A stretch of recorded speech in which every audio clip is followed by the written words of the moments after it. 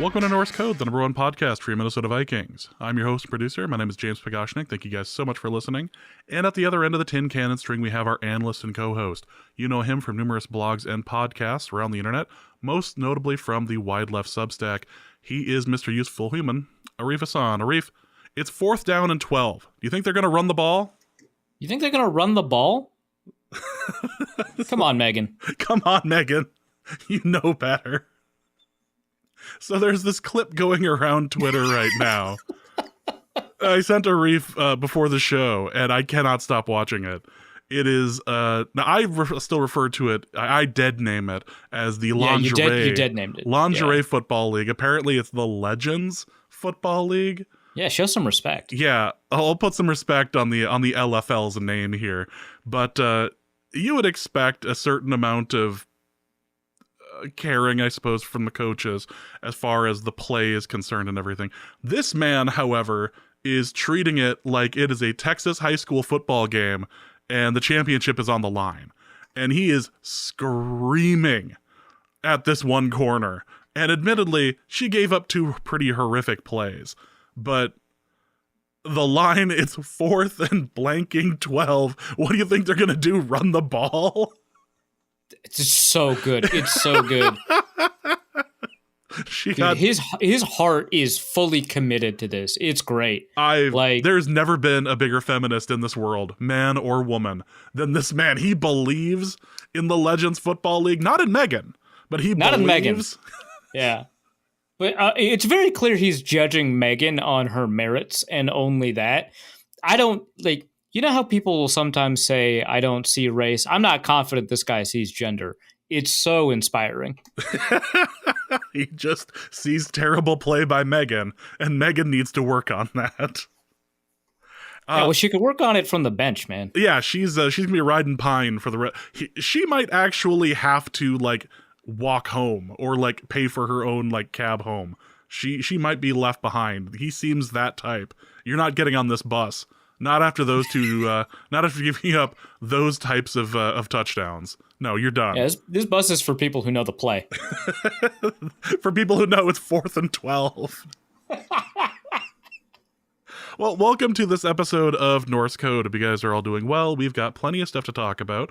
We have a 53-man roster to go over, so we'll be going over cuts, kind of how they played over the last 2 preseason games. We also have some practice squad stuff as well, and the mailbag. But before we start, again, thank you guys so much for listening to Norse Code. If you enjoy the show and would like to help us out financially, a couple of things you could do. You could go over to patreon.com/NorseCode, and for $3.50 a month, or a little less for the year subscription, you get access to bonus material, you get access to the Discord, all of that for $3.50 a month.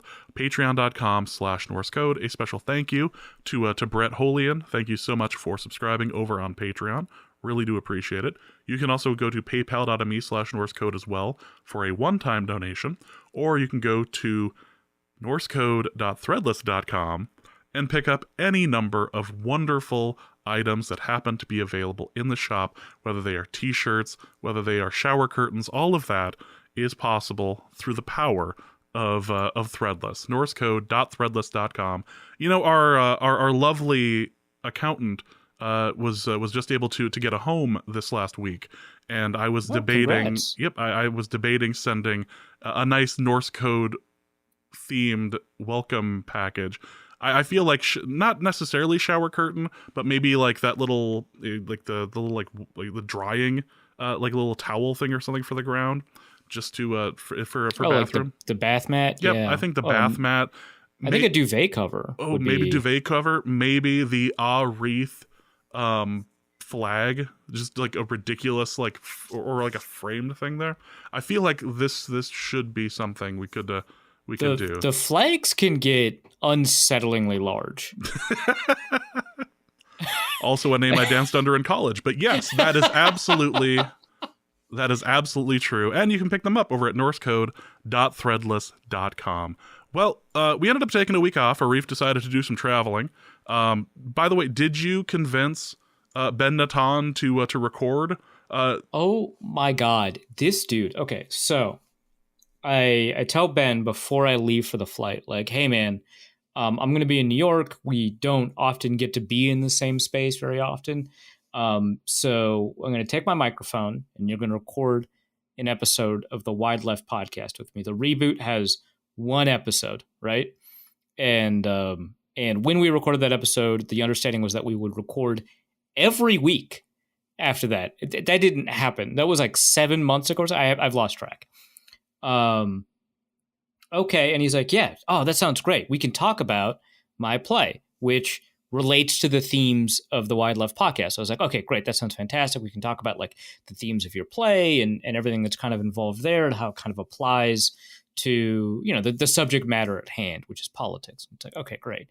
So he's jazzed up. I'm like, okay, we'll figure it out. I'll watch the play.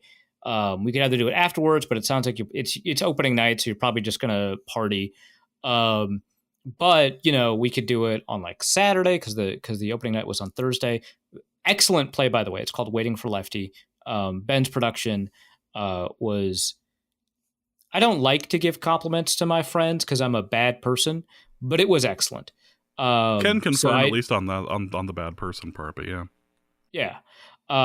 Yeah, it was excellent. So I was really jazzed to, use that as kind of a jumping off point for this discussion. We're like, okay, maybe Saturday didn't work out. Okay, what about Monday? Okay, great. Monday didn't work out. Awesome, man. I'm glad that we did that because we scheduled we put together a time on Monday, like, hey, noon Monday, come over to the hotel. I've got the recording set up. We can do this. And he dipped. He was like, I can't, I have a production meeting coming up for another project, which is exciting. And obviously it like takes priority, but it's like, geez, come on, man. Fly out on Tuesday. But before that, we were like, okay, well, we'll do it Wednesday noon, which is, 11 a.m. In Central Time in God's country. I was like, okay, great. An hour beforehand, I text him. I'm like, hey, man, are we still on? He's like, yeah, absolutely. I'm like, okay, great. I think I texted back like dope, like 10 minutes after he texted him. And he's like, well. I'm like, oh, Jesus, dude. Doesn't it suck being the producer of a show? It's just the worst. Some shows more than others, for sure. Certainly my show, Wide Left. I think it sucks to be the producer there. And then he says, can I do this over the phone? And I'm like, man, no. And then like a minute after I say that, he goes, actually, I have to cancel. Lol. I just had something I'm allergic to and I need to go to the doctor. I'm like, oh my God, dude. Okay, go save your life, I guess. So no, we didn't actually record. That was today, but we were recording this on Wednesday. That was today. I laugh at Ben Natan going to the hospital for potential anaphylactic shock, but I don't actually have a good ending of that sentence, so I'm just going to stop there and go, it's too bad. I know that you tried. I joked that was, you were literally flying across the country to, see his stuff and attempt to record a podcast, and that it literally, yeah. That's unfortunate. Well, let's get into the show. We have a lot of stuff to talk about. Last time we spoke was right after the JJ news about needing surgery. And just to clarify kind of where we were at the time, we had suggested that it was possible that it would end up being just a minor thing, a minor scope, and that he could potentially end up playing in 2024. It all depends on how bad the meniscus tear was and all of that.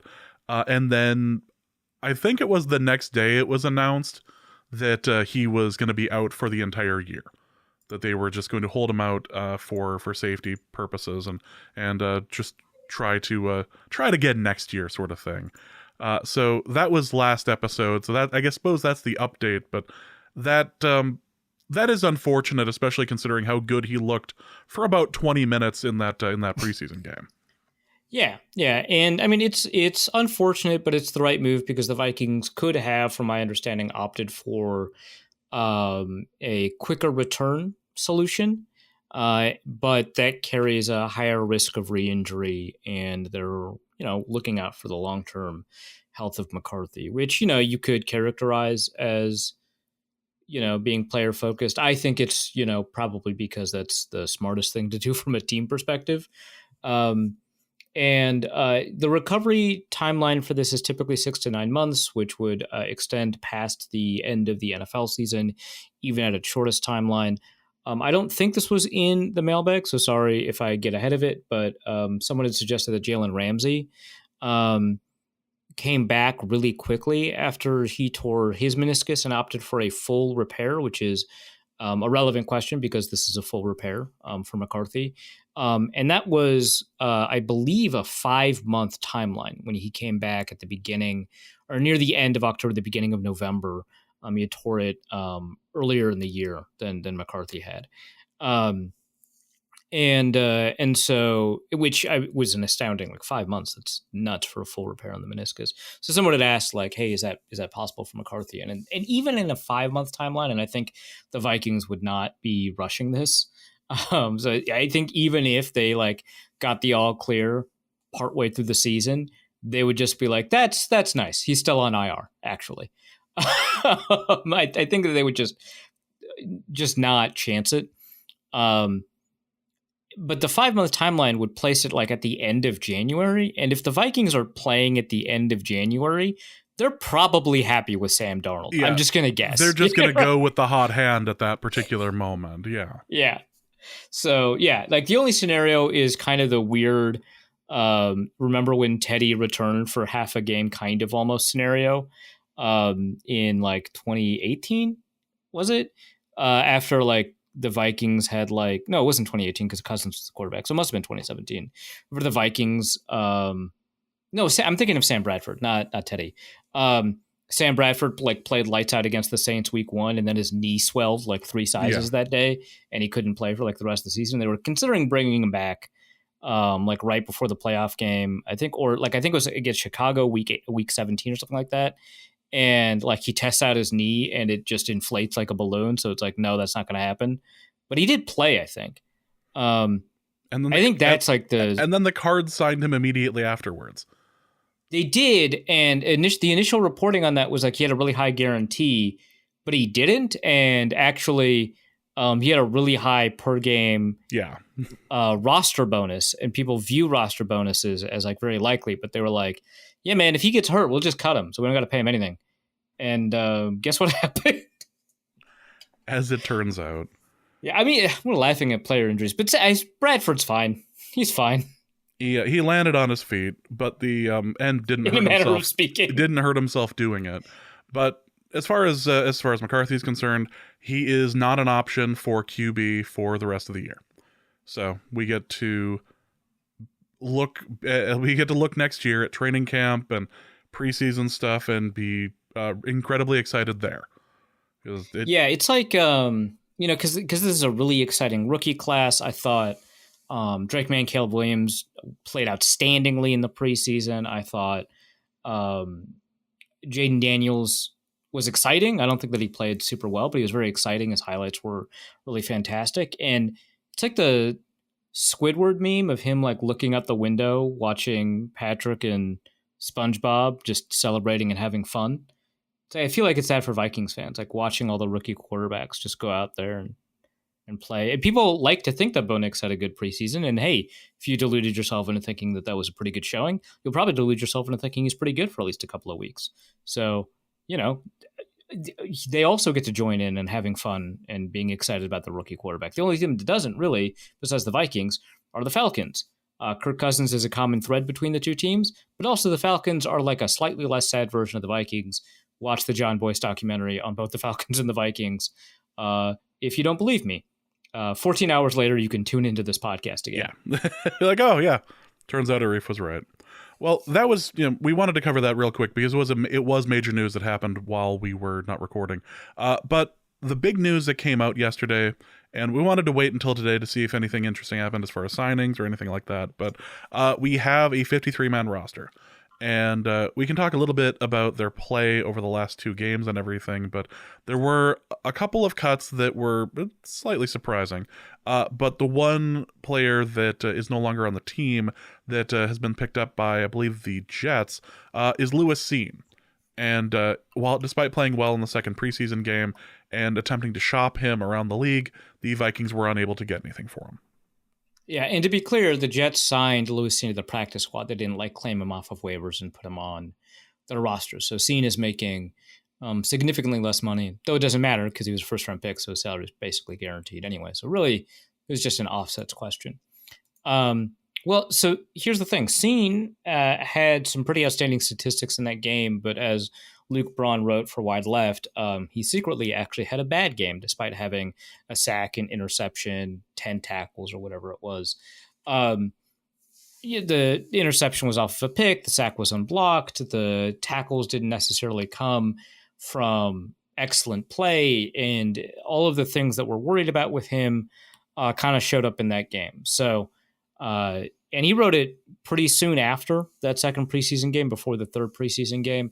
So it was a pretty good showing in terms of putting a hot take out there. This guy didn't actually play well in the preseason, and then he gets cut, which I think I closed out of my 53-man roster construction for the Minnesota Football Party, so I don't have it saved, but I think I might have cut him in my 53-man. Watch that episode and confirm whether or not. But that one's an interesting one because the Vikings, I believe, take on a greater cap hit by cutting him rather than keeping him. So they felt pretty strongly about this one. And I know that a lot of people, especially I think outside observers, but some people who cover the Vikings, lamented, that Lewis Cine never really got much of a chance. And I do think it's fair to be sympathetic about the really gruesome injury he suffered in London. But I wouldn't argue that he didn't get a chance. Certainly he didn't get much of an opportunity for redemption. I think that that's fair. Once you get hurt that egregiously, it's really difficult to come back in a timely manner, even within one calendar year, and start making a run at being an effective depth position. But I think he did get enough of a chance the second time around to really prove his mettle, and he didn't. But I do want to point out that his rookie year, Zimmer didn't, or was it Zimmer? No, Zimmer wasn't there. It was Kwesi is the one who drafted him. Kevin O'Connell didn't bench him just to bench him, right? Ed Donatel didn't bench him just to bench him. He couldn't see the field for a pretty good reason. He wasn't processing quickly enough. In camp, he would have a couple of highlight plays here or there, but I think even our contemporary camp reports, pointed out that he was pretty slow in making his decisions. That showed up in this preseason game. He didn't, as a first round pick, he didn't start. And I like Cameron Bynum, but if you're playing three safeties by your second year and this guy is not one of them, that's a really big concern. Joshua Metellus, very good, but you could find a room for this guy if he has talent, and they didn't. Theo Jackson took the field ahead of him. I don't think that he lacked for chances. I think that his journey was really tough, unfairly tough, but I think that given the parameters of, his actual opportunities, he didn't make the most of them, or he couldn't, right? He might have been a super hard worker. I don't want to knock his character or anything like that, but he just didn't have the tools or the talent. So, it seems like other teams agreed. He cleared waivers, right? It's not as if other teams were like, hey, this first round pick didn't get much of a chance here. We graded him as a first round pick, great athlete coming from a really good college defense. No, they let him clear waivers. They didn't want to pick up that contract. So, yeah, it sucks. I think to a lot of people it's surprising because of how exciting that second preseason game was, but I think this was in the cards based off of what we actually saw. So, what were the biggest surprises on the cut list this year? Aside from him, probably Kene Nwangwu, I think, is the biggest one. So the Vikings now don't have a third running back on the roster. They do have two running backs on the practice squad. And of course, you get game day elevations available too. So either Myles Gaskin or Dwayne McBride, probably Myles Gaskin based off of the preseason depth chart and based off of the preseason play. Probably Myles Gaskin will be elevated on game day at some point, probably at least 4 times until you hit a limit. And then at that point, they're going to have to make some decisions about whether or not they want to roster him outright. I thought that was pretty interesting that the Vikings were just rolling with 2, effectively 4, but 2 on the roster outright. I think some people were surprised at the lack of a 4th tight end without Hawkinson available. I'm not. I think some people were surprised about Jaron Hall. Of course, that surprise kind of goes away after the game that he had, but it is a third preseason game, so I wouldn't over focus on it.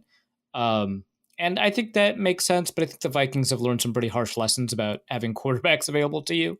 So I'm not shocked that they made that decision after the JJ McCarthy injury kind of robbed them of that ability. Dalton Reisner to IR. That was a couple of days before the 53-man roster, or it wasn't a couple of days, but it was rumored a couple of days, and then they made it the decision the day before cut down day. So he went to IR, which gave an opportunity to Michael Jurgens, who I think a lot of us, including me, had cut on our projections. Trent Sherfield, he was a bubble guy, whether or not they were going to keep 6 receivers. I think like cutting Kenny Nwangwu gave room for Trent Sherfield.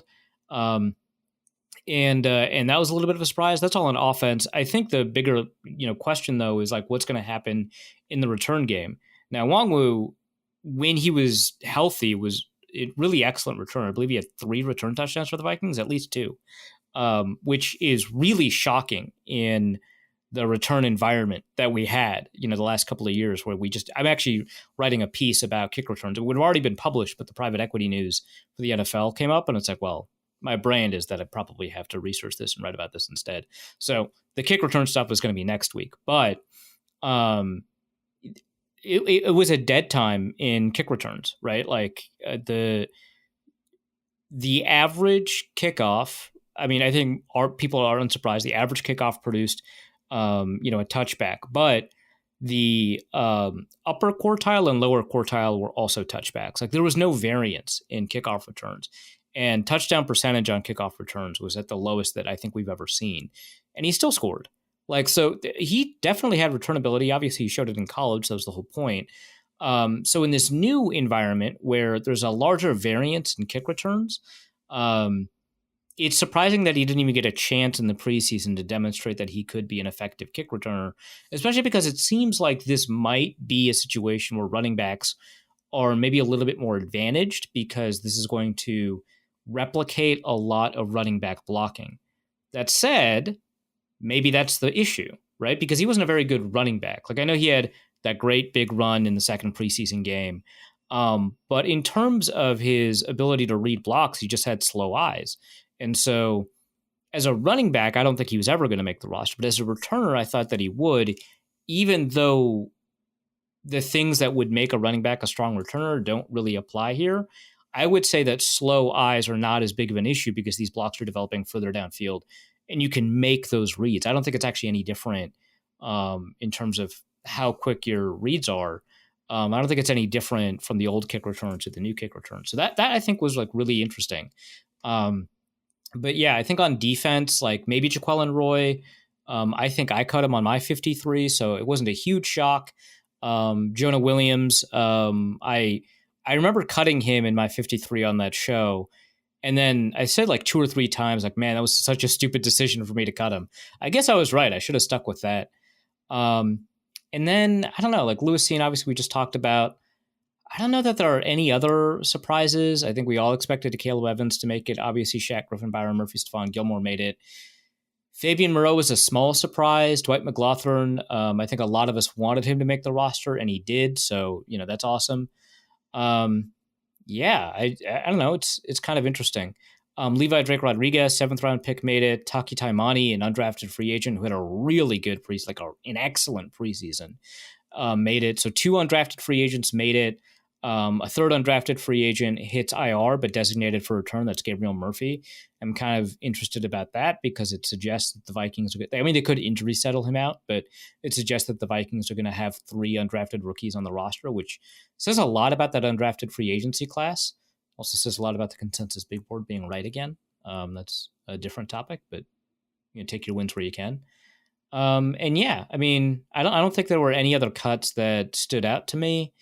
I was a little bit surprised by Samus Reyes because it felt like a free roster spot, but he's a free roster spot in the practice squad anyway, because of the International Pathway Program.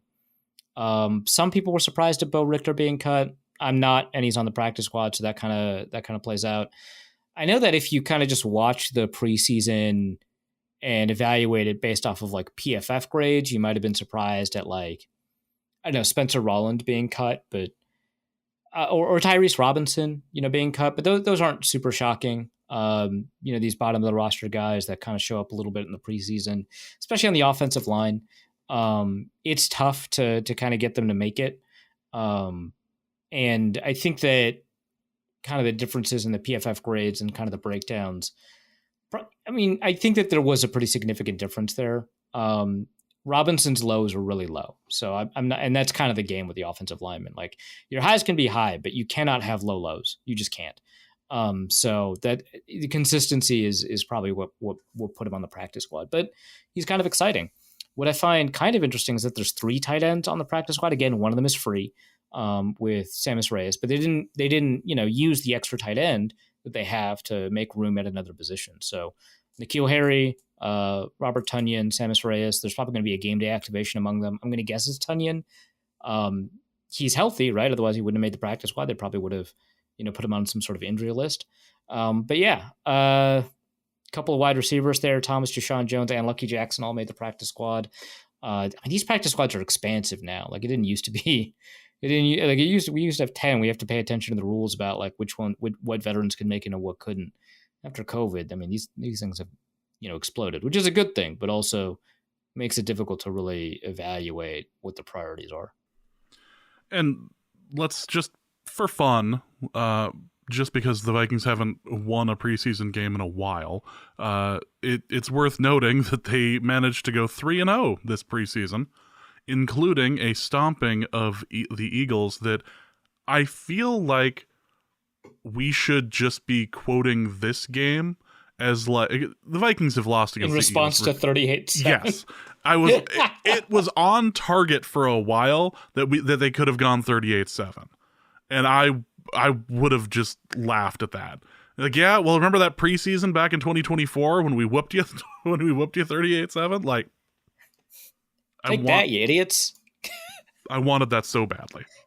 Just, great. But I feel like we can not only hold our heads up high, but we should troll them with this, knowing full well it was preseason. But the Eagles played just awfully that whole game anyway, so it was worth it to me. But the Vikings won all 3 preseason games.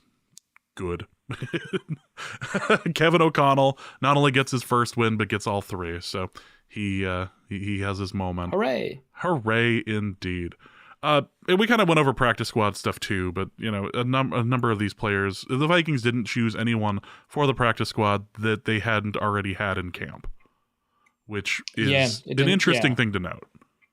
Yeah, actually, that's a good point. I think almost every team signed someone from another team onto their practice squad. So, I mean, that is kind of curious. The Vikings probably value system knowledge a lot. I think a lot of these practice squad guys are going to be activated for special teams reasons.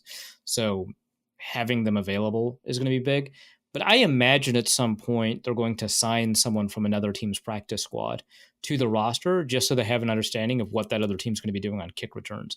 I think it's so opaque, right? Like what the plan is going to be at kick return with this new kickoff rule strategy, that they're going to sign a special teamer from another team and just be like, hey man, can you just break down like what they were teaching you in camp about like what your options are? Yeah. Like what are other teams outside of these walls thinking about doing?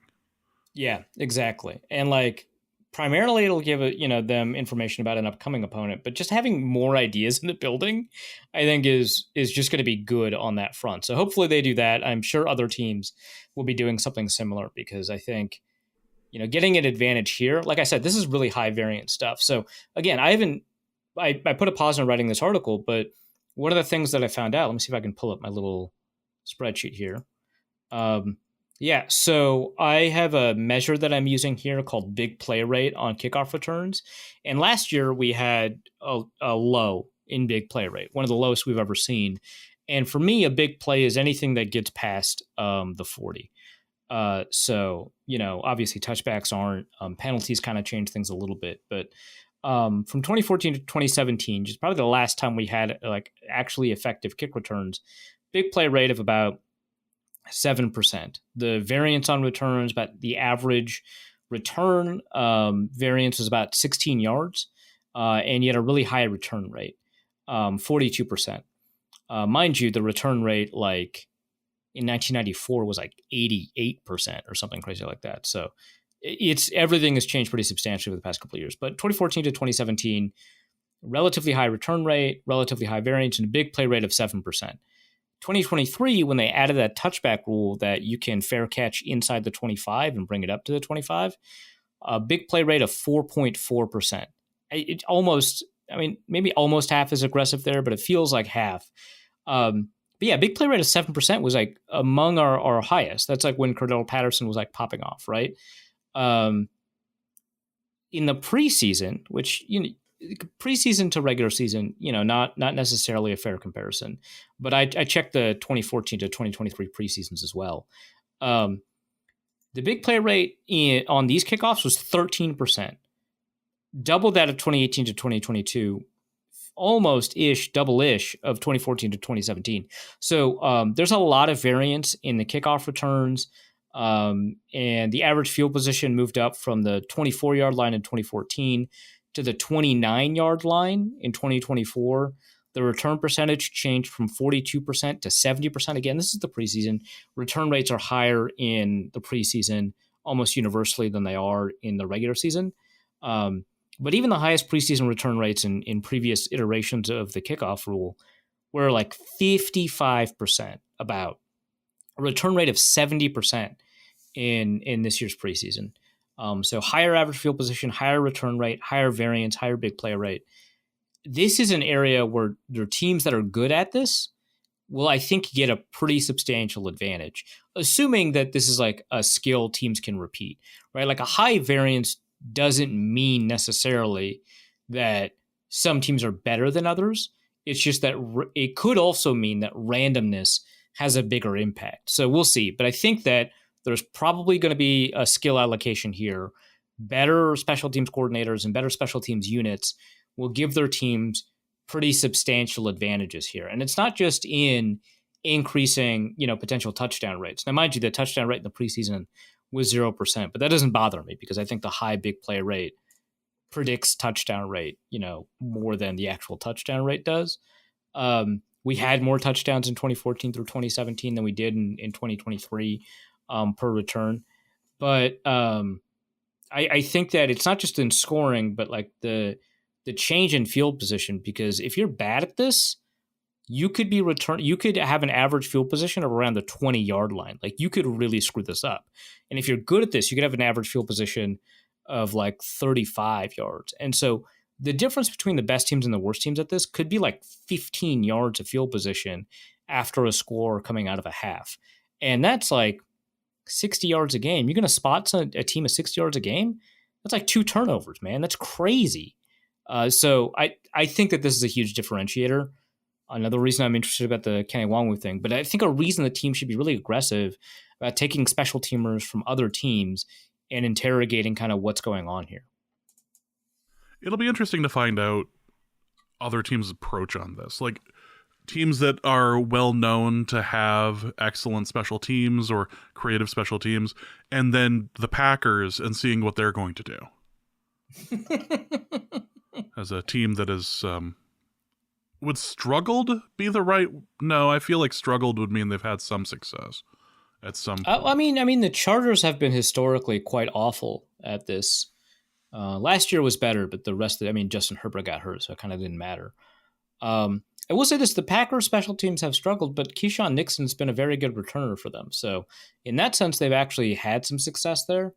But yeah, like Dallas Cowboys have historically had some pretty good returners. Wherever Dave Tube is coaching, which I think right now is the Kansas City Chiefs, they've always had pretty good special teams. I imagine the Ravens are just going to, head coach comes from special teams, but that just might be an unfounded kind of assumption. But yeah, some teams just don't invest in that. So we'll kind of see how that all shakes out. Before we move on to the mailbag, can we just take a moment to pay our respects to, I believe it was Peter Bukowski, who had tweeted out yesterday and all of the cope he is possible to grab about how Greg Joseph was going to be a good kicker for the Packers, and that and 24 hours later he is not on the team. They decided to grab somebody off of I say off of waivers. They ended up grabbing somebody who was cut and then bringing him Yeah. in. Just I a moment of silence, if you could, for that take. Okay, moment over. I've never heard of this guy in my life. Braden Narvison? I guess. Like, And according to reports, they were really high on him, question mark? Sure. I mean, they would have to be, right? I They bet. grabbed him sight unseen. Yeah. Like, wait, did we just sign Greg Oh, no. We can't do that. This is not good for anyone. No. We're not going to have Greg Joseph out here taking doing any. I'm just wanting to see Greg Joseph in a high stress situation, like, in an NFC championship game against the 49ers, and just seeing what happens. Just, yeah, curious. I was almost going to do an emotional hedge on my pick'ems for week 1. The fantasy pick'em games, which I'm not going to specify which one because we're not sponsored. So we're not getting paid. No. Yeah. I might secure a sponsorship. I should email someone about that. But I was going through them and I'm like, okay, I'll take like the over on when Mark Andrews had like a 42-yard over. I think it's gone up since then, but I took the over on that. And stuff like that. And one of them that was like Greg Joseph over 0.5 field goals. And I was like, I mean, I don't believe in Jordan Love. That feels like I should probably do that. I don't want him to do well, but if he doesn't do well, at least I profit off of it maybe. And I ultimately decided not to. That is the way that that thought process should go. Right, exactly. And they also had Anders Carlson, but that line had already moved to 0.0, which, yeah, that makes sense. But obviously they placed him in there before the cuts, and they just put both Packers kickers on there. So before cutdown day, if you had picked one of them, you're basically taking, you're always taking a gamble, not legally. It's distinct from gambling, but you're basically taking a chance, maybe that's a better way to put it, on which kicker would make the roster, and then you assumed that they were going to kick and make a field goal at some point. And so both Packers kickers were on there. But I only saw it after cutdown day, so they had moved Anders Carlson to 0.0 and Greg Joseph up to it might have even been 1.5 actually. I think 0.5 is way too low. And I was like, yeah, good emotional hedging here, right? And I decided at the last minute not to do that. I say at the last minute, like I didn't lock it in immediately after that, but I decided not to do that.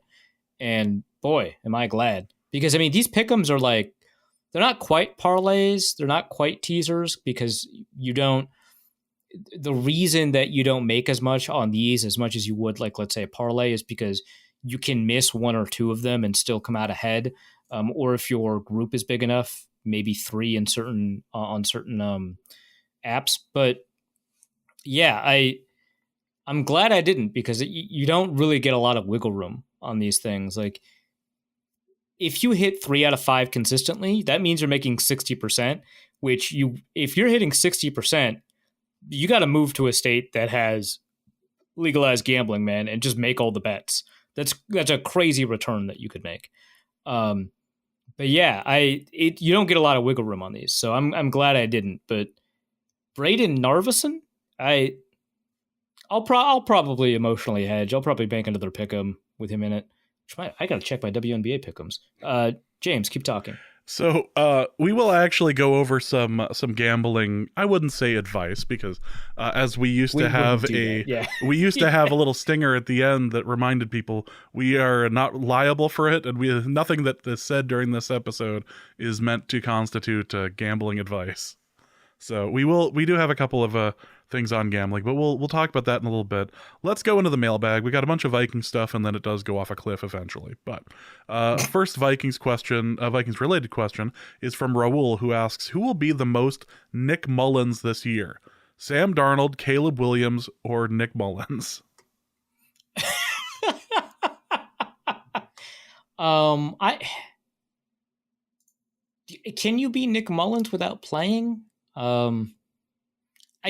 I think like spiritually, Caleb Williams will channel a lot of the attitudes of Nick Mullins, but he's like a good player.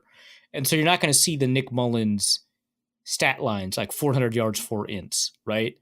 Like, hopefully you will, right? Like, I hope the Bears keep throwing picks, but, I think that the attitude is going to be there more than it is actually for Nick Mullins, but the execution is going to be at a higher level. But I think Nick Mullins is the most Nick Mullins of those three. Like, I do think Sam Darnold is a pretty aggressive quarterback. I do think he's pretty liable to picks, but I think he's just a lot better. Not Caleb Williams better, but like better. And so I can't, like, a Jameis Winston would be very Nick Mullins. And there's a possibility that Jameis Winston plays this year, right? Because Deshaun Watson's not good. So at some point they might just turn to Jameis. And he's more Nick Mullins than Nick Mullins. But of those three, I think it's Nick Mullins. It's more human than human, the White Zombie song. Cam Xstorm asks 2 questions. First, are players allowed to change their camp numbers following the final roster cuts? Redmond's 61 and LDR's 50 are horrible numbers for a defensive line. Yeah, I mean, Randy Moss did that, right? His rookie year, 18 to 84. Yep. I suppose you're right. Also, with the recent vote by owners to allow private equity firms to invest in NFL teams, how long until we see an NFL team file for bankruptcy? So I'm writing a really long piece on not specifically that question, but on private equity in the NFL. It's already 4,000 words, so I got ahead of myself. Whoops. I guess I shouldn't apologize for long pieces. That's like my thing.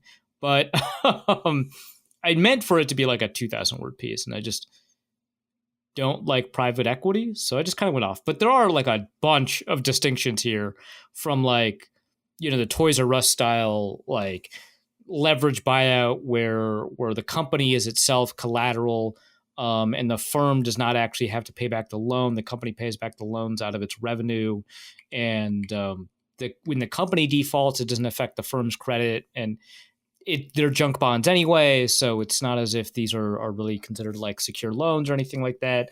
And Toys R Us got hollowed out inside out, and we've seen like a bunch of examples of private equity using a leveraged buyout to bet a company against itself and pay off its loans, which accelerates the necessary profit cycle because you have to pay back that loan every period or pay back the term of the loan. And so you need to have a certain amount of cash on hand, a certain amount of profit in the short term in order to pay that back, which leads to kind of like the really significant cuts in product quality or service quality, really significant layoffs, really significant pay cuts and stuff like that, all of which don't impact the people who actually bought the company. It's horrific. We did see leverage buyouts decrease pretty substantially. You'd think after the financial crisis, but no, it actually occurred a little bit after that. But they are coming back. Either way, that's not super relevant here. Because private equity, at least formally, will not have any say over how these teams are run. They're limited at 10% ownership anyway. So even if it was a voting share and it's not, it would be a pretty small voice. The NFL has rules already in place about how much debt you can accrue in order to buy ownership stakes. I actually don't think that rule matters too much, but I imagine there's a rule that isn't publicized about, the use of debt to finance the private equity stake. I'm kind of curious about that. There are a lot of things in place that will distinguish this from other forms of private equity ownership. And I'll go into a lot of detail in my piece, published hopefully tomorrow morning, which means by the time most of you listen to this,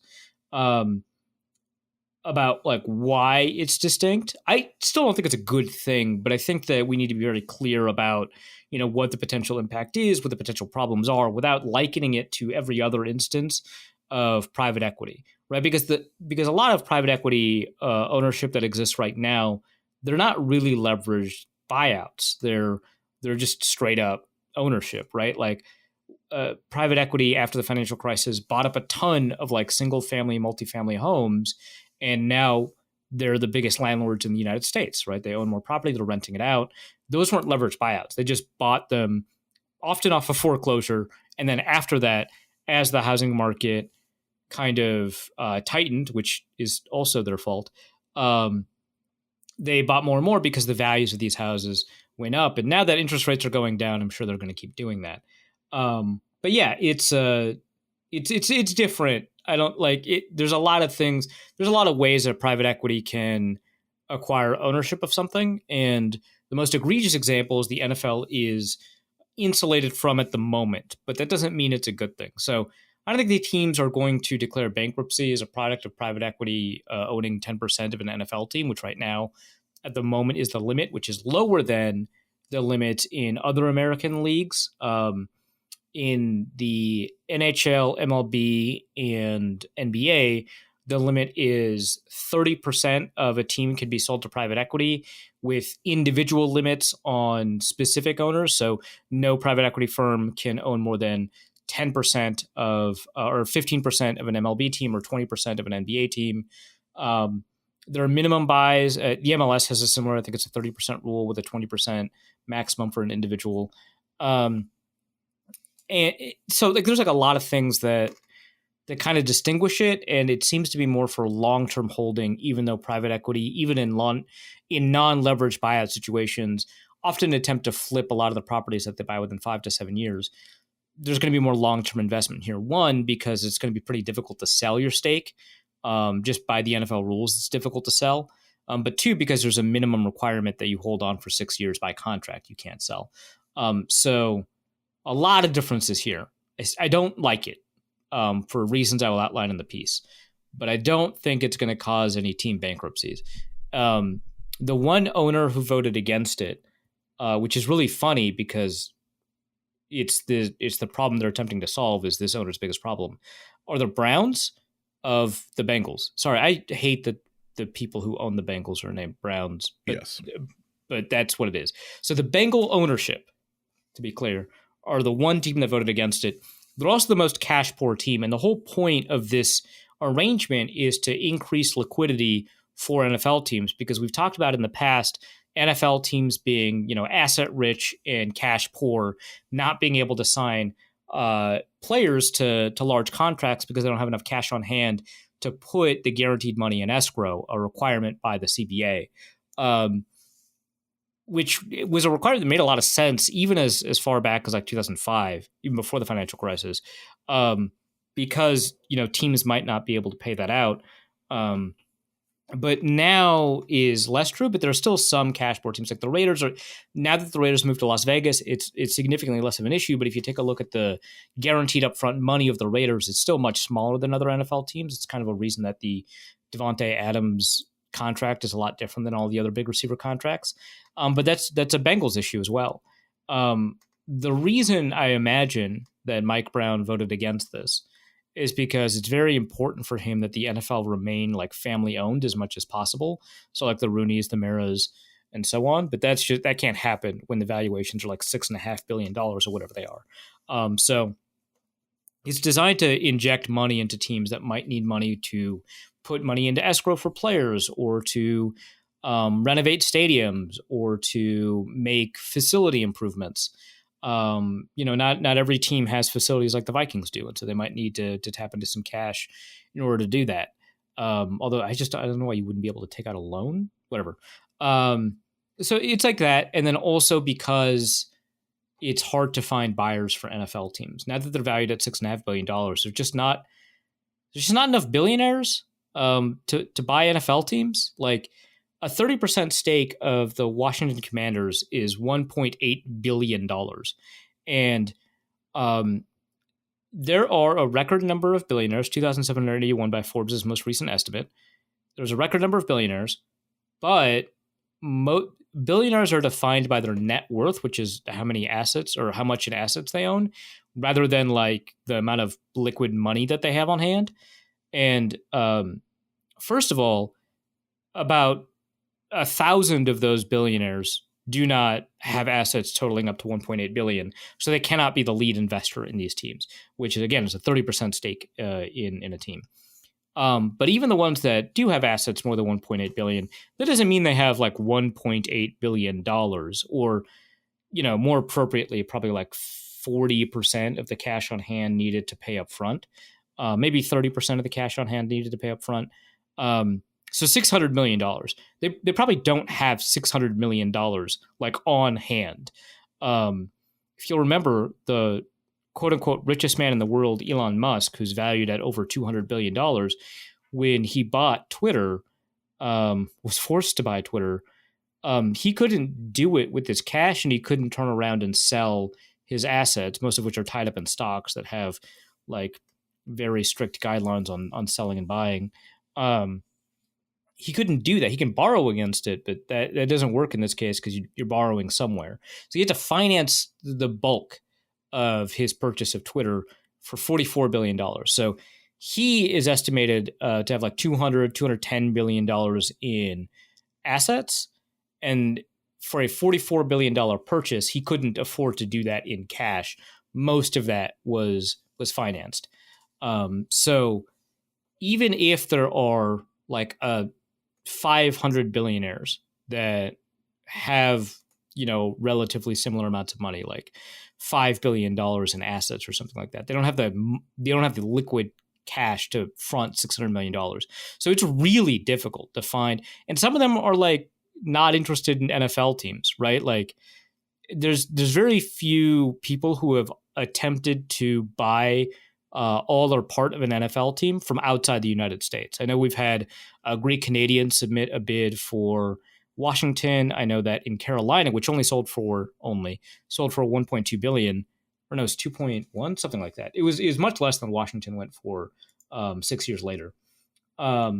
You had a pair of Mexican billionaires that were in the running. David Tepper ended up buying, obviously, but just not that many foreign billionaires. So you're really limited to primarily American billionaires that are interested in this sort of thing. And you're just running out of people.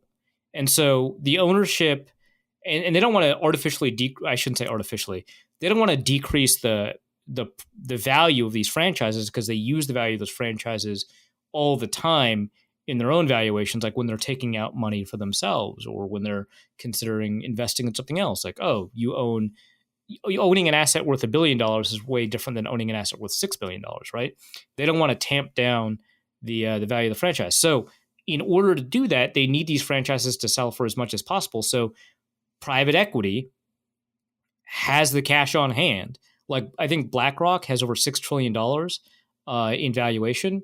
They will have access to the cash on hand to inject $500 million into an NFL franchise or something like that. So that keeps the valuations up. It allows for more buying groups to be involved in buying an NFL team.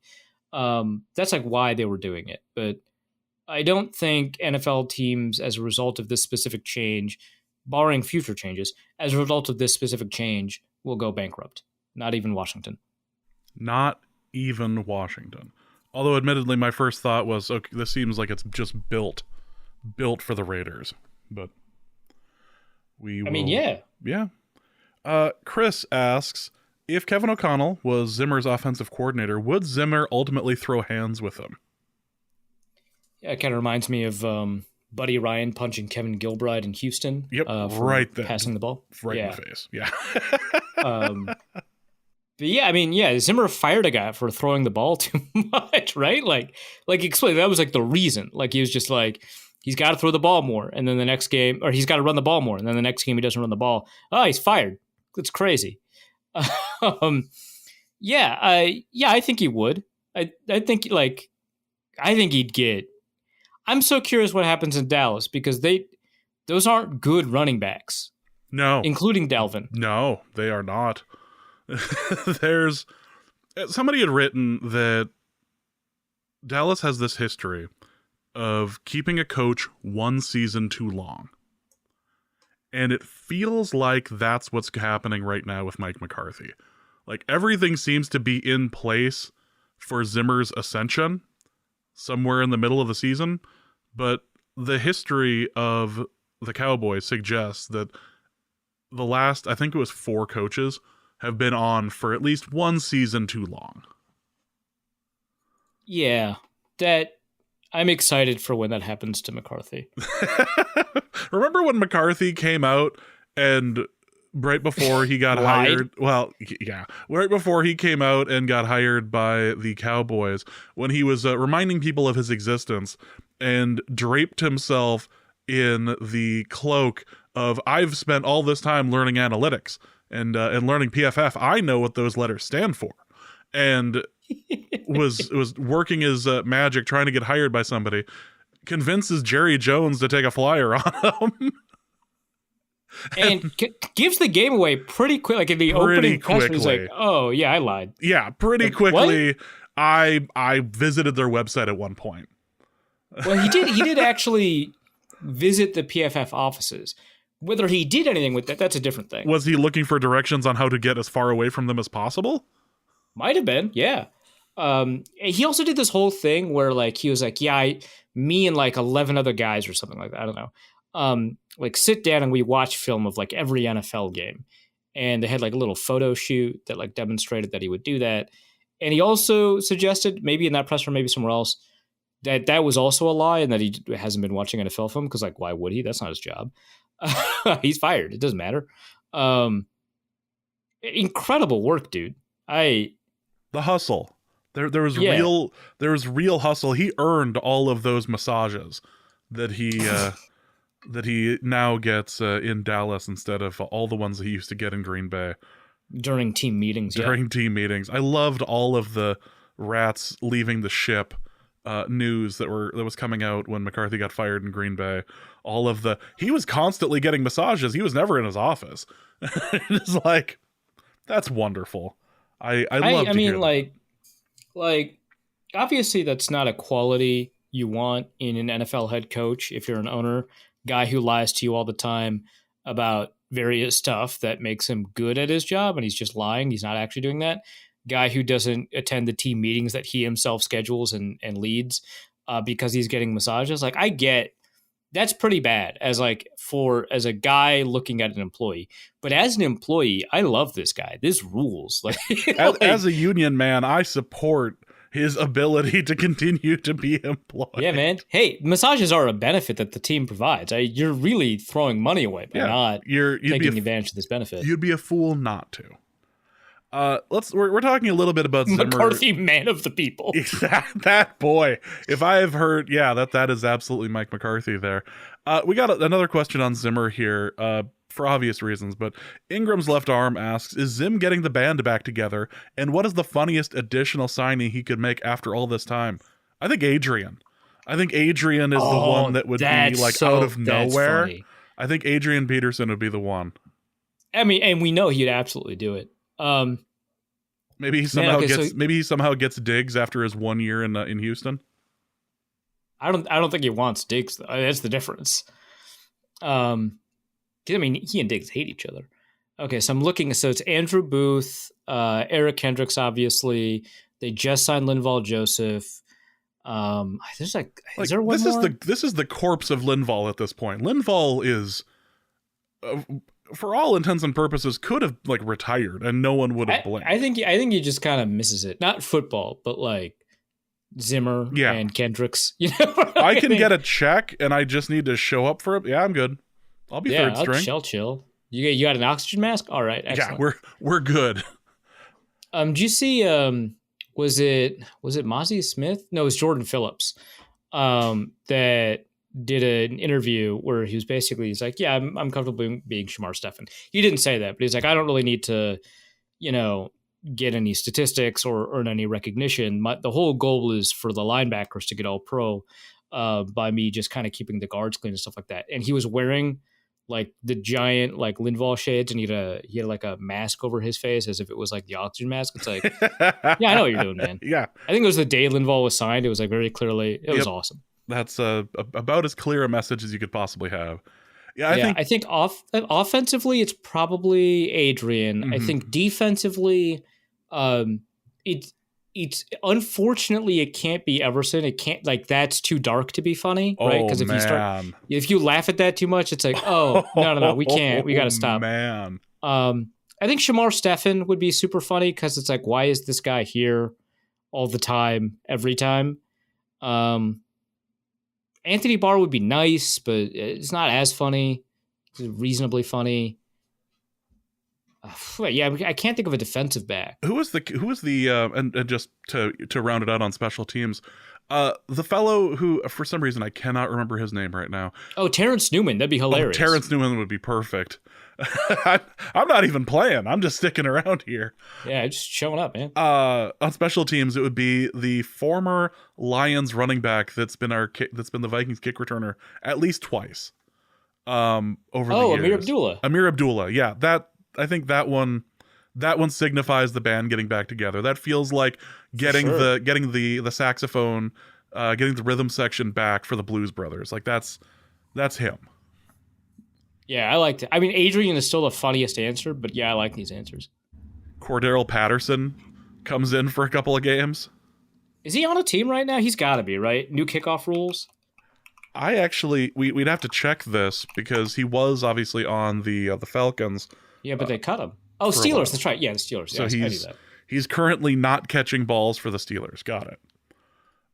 That's what he's best at. Luke posted a picture or retweeted something that announced that Russell Wilson was going to be their starting quarterback. And I needed to do like a double take because I swore it looked like Ben Roethlisberger. And I couldn't figure out if it was in the cheeks or like the throw or like what, but like it looked so much like him. And there's obviously like a major difference skin tone wise that like. Yeah, no, I agree that Russell Wilson played dirty. Is more like of a... Roethlisberger always had like the beard. He always like looked like he had just like bathed in like mud or something. Like he always looked like he is like he was sweaty and his face full of dirt or something. So like I don't it. So you could okay, because I thought you were saying that Roethlisberger was more of a summer and Wilson was more of like a fall. I'm not going on that. No, I'm removing subtext from the equation. It's nice that you confused melanin for dirt. That's going to play really well. Oh, Jesus, tap dancing Christ. That's not... Thank you, Arif. I appreciate that. I truly do. It was just like in the jaw and and like the throw. And the fact that Roethlisberger was there forever, but like it just looked so much like him at that moment. It did take me aback. Ingram's left arm also asks, what should the Vikings offer to relieve the Bengals of their Jamar Chase problem?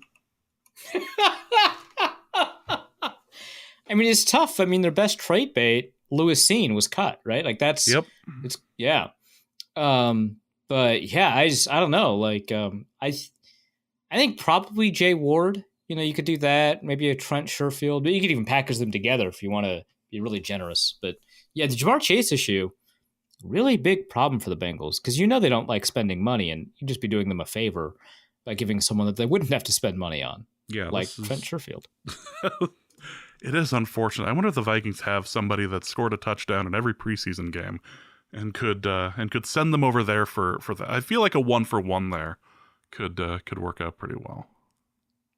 If only that's a question for the philosophers, I suppose.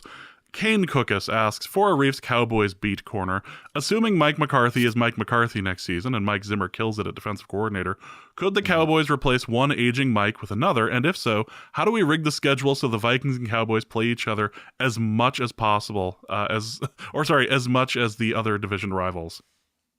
I mean, the Vikings and the Cowboys would have to make the playoffs every year, right? That's the only way that you can make that happen. That is. And I don't know that the Cowboys have it in them to do that.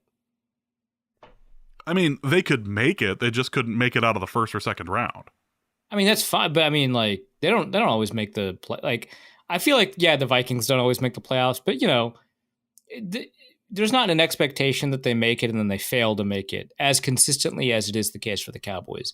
Engineering a situation where the Cowboys make the playoffs every year feels like fighting God. It feels like you're doing something wrong there, right? Well, at the same time, whenever the Vikings make the playoffs, at least the last few times they've made the playoffs, they always seem to find themselves playing the Saints. So yeah, I mean, aside from the Giants, there's always a Saints element, and so you're gonna have to mess with that juju. You have to mess with the juju about the Cowboys somehow meeting expectations finally. That's a lot of kind of karmic resistance you're going up against. Yeah. Charles asks, why do we think Wongwu didn't work out at kick returner under the new rules, and who's going to be doing it?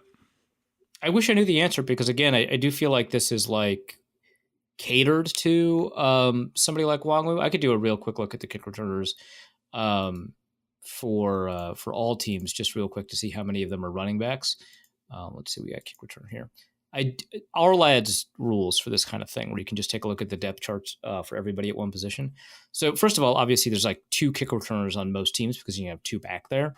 But yeah, a lot of these guys are running backs or slot receivers. So like Braxton Berrios, slot receiver. But Devon Achane, running back. Ty Johnson, running back. Antonio Gibson, running back. I think Xavier Gibson and Malachi Corley are slot receivers. I don't know much about Isaiah Davis, but I'm pretty confident he's also a running back. Justice Hill, running back, right? Like a lot of these teams have 1 or 2 running backs back there. Cordero Patterson, whatever you want to call him. Tyjae Spears. A lot of these guys are running backs. Not as many as I thought, but most teams have 1 running back there. The Raiders, according to our lads anyway, have like 4 returners. And like Dylan Labby, Amir Abdullah, that's where he is. They're both running backs. So I don't know. I'm kind of curious. The Chargers have 2 slot receivers, Ladd McConkey, Darius Davis. But yeah, a lot of these teams have running backs back there. Deuce Vaughn, Rico Dowdle, Kenneth Gainwell. Washington doesn't, which is probably a sign that you do need one. But they've got the cornerback, Noah Igbenogany, and the slot receiver, Byron Pringle. The Vikings have running back there, and Ty Chandler, at least listed on the Our Lads depth chart, which I don't know how accurate that is for the Vikings or these other teams. But it does feel like there is something there. Now, the Saints seemingly believe that vision as well because they've got Jamal Williams and Kenny Nwangwu back there, also Rashid Shaheed. So I guess we'll see how they play it out. But I wish I knew the answer to this because it does seem like teams do want running backs back there more than they've had in previous kick return situations. And I couldn't tell you kind of what it is. Like maybe the blocks occur a little bit faster than Wongwu can kind of meet up to the standard of. But he didn't even return kicks in the preseason. Like he just didn't have any reps there. And that's obviously like a decision the Vikings made proactively. So I don't have an answer for you. Next question is from Damian Barrett, who asks, should Kevin O'Connell use his next press conference to troll the Saints for how he made them pick up Kenny Nwangwu off waivers? Yeah, I don't even know how he would do that, but I like that. That's great. I mean, it's not getting back at Sean Payton for pretending to trick the. I don't really know like what the deal is there, but like pretending to get the Vikings to because he's with the Broncos now. But there's always the connection, right? So might as well. He just wants everyone to think he's the smartest man in any room he walks into. Yeah, that is Sean Payton. Yeah, it very much his guiding ethos. There are other people on this planet who have this, and they are annoying as hell as well. And you should probably treat them as such. So, yeah, if you want to... you treat me like that. You don't do that. You're usually too busy on your phone to... Yeah, whatever. But anyway, if you want to transfer your hate to Sean Payton for any reason, you should. I feel like that's a good usage of your time. Also, Damian Barrett asks, for Arif's degenerate corner, what season-long bets do you like this season? Oh, man. Let me pull out my phone because I do have a bunch of them for various pick'em apps that I'll take a look at. But my first thought is always to bet the under for the Bears. And that has served me well the last few years. I like that one. I feel like that's good. I feel like that's good easy money. All right, so I have Trevor Lawrence under 3,800 passing yards, Kirk Cousins more than 4,000, Justin Jefferson more than 1,300. This one's interesting because I took this like a month and a half ago when it first opened, and now the game day line for Justin Jefferson's like 93.5 receiving yards. And if that's like a single game, like they must project some injuries or something like that because if he averages 93, he's going to easily beat 1,300. So that one's weird. I took more than 1,000 receiving yards for Devontae Adams. I took less than 975 rush yards for Kyron Williams because I believe in Blake Corum, which means I also took the over on Blake Corum 500 rushing yards. Trevor Lawrence more than 21 and a half passing touchdowns. That's interesting. I have him under 38 passing yards, but more than 21 passing touchdowns. I obviously took a bunch of Jordan Love unders, so less. I took under on 27 and a half passing touchdowns. I do believe in Anthony Richardson as a passer, so I took his overs on both passing yards and passing touchdowns, which his touchdowns are at 17 and a half. I love Keon Coleman, but I don't think he's actually very good at receiver, so I took his under on 750 receiving yards. I do think that Ladd McConkey is like one of the only receivers with the Chargers, even though people are forgetting that Joshua Palmer exists. I still think that McConkey's going to get a bunch, so I have him over 775, which is pretty aggressive. I, of course, hate Christian Watson, so I took his under on receiving yards, which was 700. I assume Brian Burns is going to get more than 8.75 sacks, Myles Garrett more than 13.75. I took Justin Madubuike under 9.25 sacks because he's a defensive tackle, and I know he's had a lot, but that's an insane line to me. And then let's see, Jonathan Taylor more than 1,075 rushing yards. Jamar Chase, assuming that the Jamar Chase problem is not resolved, over 1,300 receiving yards. Michael Wilson more than 550. Joshua Palmer more than 600. Wan'Dale Robinson under 525. Garrett Wilson more than 1,100. Let's see. I combined some of these. I took a promo on Patrick Mahomes over 0.5 passing yards. So long as he doesn't pull an Aaron Rodgers, I should be fine. And yeah, those are the season-long bets that I took on some random service that I won't name until they pay me. Exactly. The Panthers over-under this year, by the way, 5.5. That's rough. That is. I'd probably actually take the over on that. I don't like really short over-unders, but I don't like the NFC South. Obviously, the Falcons are a lot better than they were a year ago. The Saints are maybe a little bit better. I don't know, but I 5.5, man. That's so rough. Well, everything that's been coming out about the Panthers, and I mean, you saw how much they picked up on waivers this year. Yeah, they took like 5, right? Yeah. That's crazy. I don't know what to think about them other than they were trash last year. They were trash the year before, and I don't see them getting out of the bin this season. But 5.5 is interesting. 5.5 is rough. Bears are 8.5. I think if you had asked me 4 weeks ago, I'd take the under. God dang, Caleb Williams looks really good. He looks so good. They've got everything but a pass rush, right? I mean, like the offensive line's not amazing, but it's not bad. You got everything but a pass rush. So I don't know if I could take the under on that. I just know I can't take the over. Mm-hmm. Well, yeah, that. I think 8 wins is possible. 8. Yeah. Let's go to there we go. Let's go to David, who asks, can we get into Reef Debates or Reef Corner? Explaining to your listeners why our 3 young bucks in the interior defensive line room will be great or awful. We're not going to do a Reef Debates or Reef here, but is there any positives you can extol to our listeners about why our 3 young bucks in the interior line are not going to be awful? Yeah, well, first of all, they're all backups, right? So I'm not that concerned about it. But I don't know. They've just played really well, even when they've been up against starting offensive linemen. I've heard really positive things about Levi Drake Rodriguez against the starting offensive line, which, the Vikings interior offensive line, not like world beaters, right? But seeing a rookie do that as a 7th round pick, and then seeing him replicate that in the preseason, that's really exciting.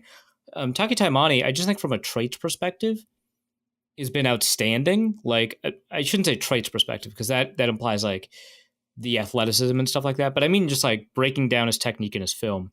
I think that he's been really great. He's really difficult to move. And so I don't expect a ton of snaps for him because he's like a nose tackle. But I don't know. I'm pretty excited about it. I think that if you move on from people that you have a pretty good baseline understanding of how good they are, like Jonah Williams or Jaquelin Roy, Like, you've got a good understanding of how good they are. For an undrafted rookie, you have to be really confident in that undrafted rookie. And not that the Vikings are the world's best team at talent evaluation of their own internal players, but I also don't think they're bad at it, right? And so I think that there's like something there. And then Jalen Redmond, I love these Spring League players. I can't get enough of Spring League players. I used to just watch Spring League all the time. Now I don't have the time as much, so I didn't get to watch as much of the UFL as I typically would have. But I love these guys. When you see Spring League players in camp, they typically play worse than a typical 2-year back end of the roster veteran. But when they make teams, they typically play better than back end of the roster 2-year veterans who make teams. Like, there seems to be, based off of like what I've seen, and I haven't done a study on this like I have for like tryout players versus normal UDFAs, which tryout players that end up making the team are way better than UDFAs who end up making the team. I think that's so cool. But I think the theory is kind of the same, is that there seems to be like a higher bar for you to get past the tryouts and into camp. And then once you kind of are in camp, there's a perception that you were not a highly valued undrafted free agent. You weren't even offered a contract, right? That once you get on a team, you're better. So like CJ Ham was a tryout player, Adam Thielen was a tryout player, Marcus Sherrills was a tryout player. You take a look at like Spring League players, and they seem to be playing better than typical backups, from what I can tell. Maybe I'm paying more attention to Spring League players than I should. But I think that's something. The one exception might be at quarterback, but like it's hard to find a quarterback, so I don't really mind that seems to be the exception. Plus, Luis Perez might be the Chargers just grabbed a quarterback. I think they just got a quarterback, but he was better than Easton Stick, which he's from NDSU, so low bar to clear. But Luis Perez being the second quarterback for the Chargers for like a day and a half, I think that suggests something, right? That he's better than some of these drafted quarterbacks are. So I think Jalen Redmond might be in that category. So I'm pretty excited about what he can do to beat out somebody like Jonah Williams, who's a known quantity. I think that says kind of a lot. Well, since you mentioned NDSU, let's skip ahead here. Eric asks, will you be watching NDSU versus Colorado? Who or what are you rooting for? Okay, so I understand why you would ask this question, because it seems like I should be torn because of how effing annoying Deion Sanders is and how much hype Colorado gets and how they're not actually good, and how Deion Sanders in particular hits a bunch of nerves for the things that I care about. Like, I care about, cultivating a neutral media that shouldn't be afraid of repercussions for being, negative about a team that they think deserves to be negative and having a true take and stuff like that. And I don't like Sanders' approach where he assumes that people are disrespecting him, even though he constantly talks about how it's all love. Like when he got mad at reporters for not calling him coach, and then said that you wouldn't call Nick Saban Nick, even though reporters do that all the time. But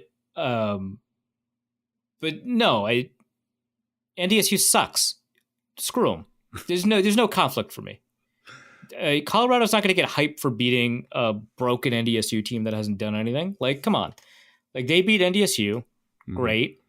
And then Colorado's going to disappoint for the rest of the year, probably after their offensive line gets injured again, because they're a team that doesn't have any depth.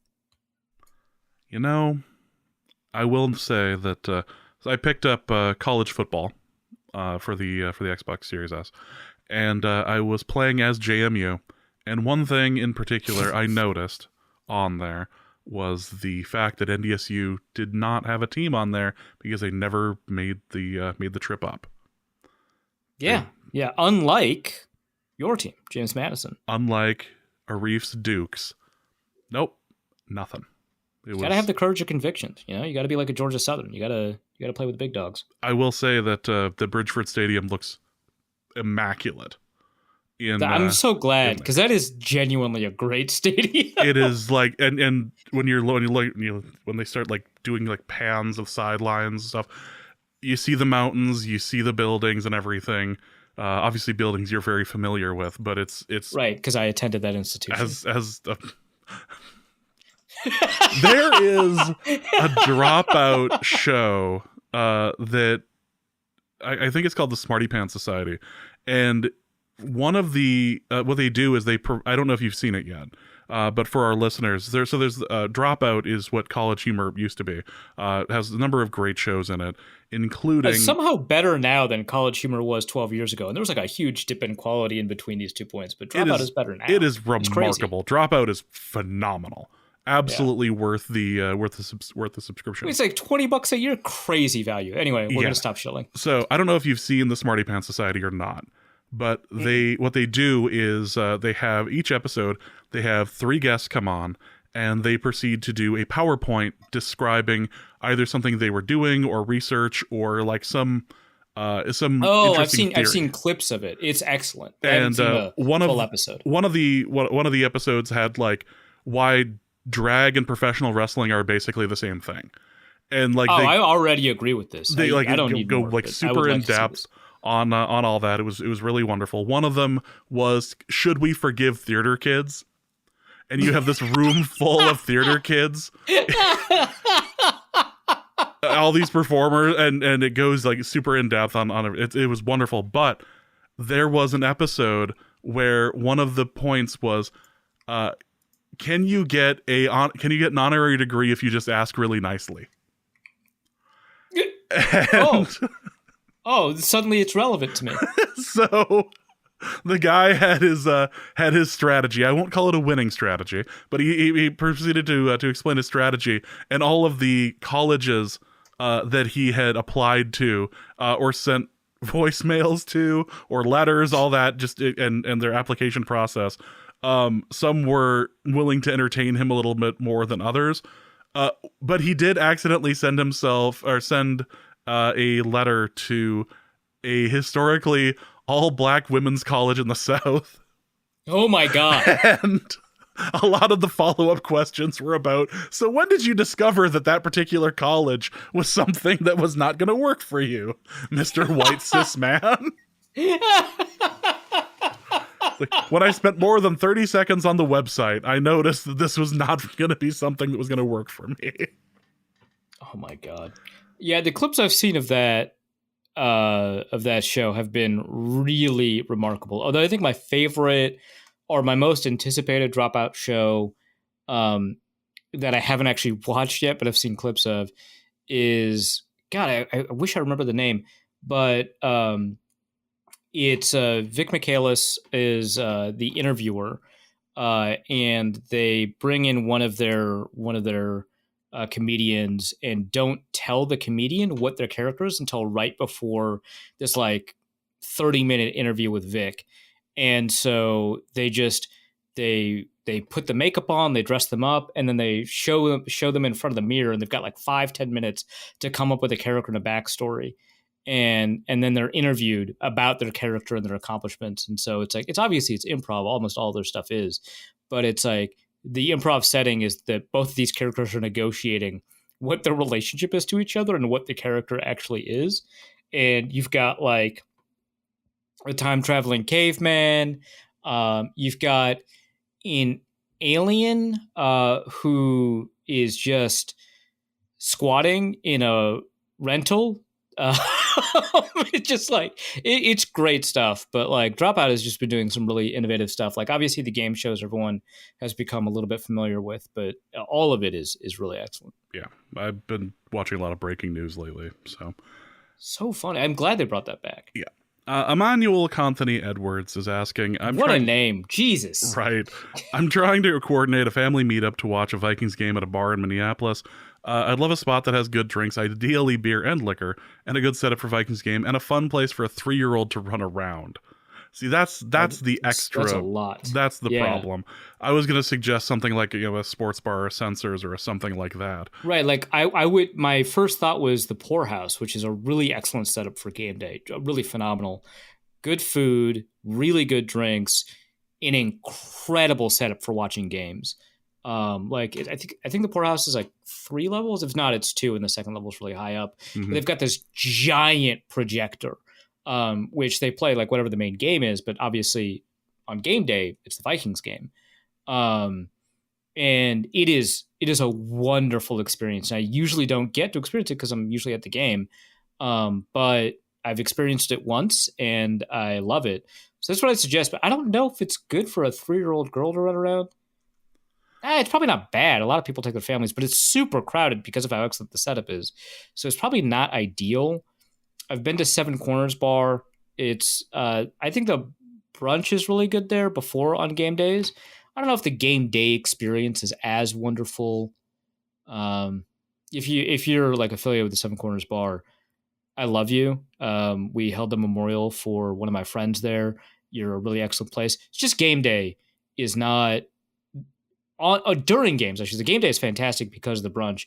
During games, it's not as fantastic as a comedy setup for like the comedy shows downstairs. Ideal, love it. So I don't want to like knock Seven Corners Bar too much, but strengths and weaknesses, right? But yeah, actual game day. The problem is one of the best places that we've been to, because again, I don't really go to places on game day because I have like 4 screens in front of me, was that place that we recorded the live show in Seattle. That's a really great game day setup. That was absolutely fantastic. As far as what about the where we hold in Egan, the Draft House, is that what it's called? Yeah, yep. 32 something? I don't know. Draft House 32, I believe. Yeah. That's actually pretty good. Yeah, Union 32 Craft House. There we go. There it is. Union 32 Craft House. That's probably actually the one. Yep.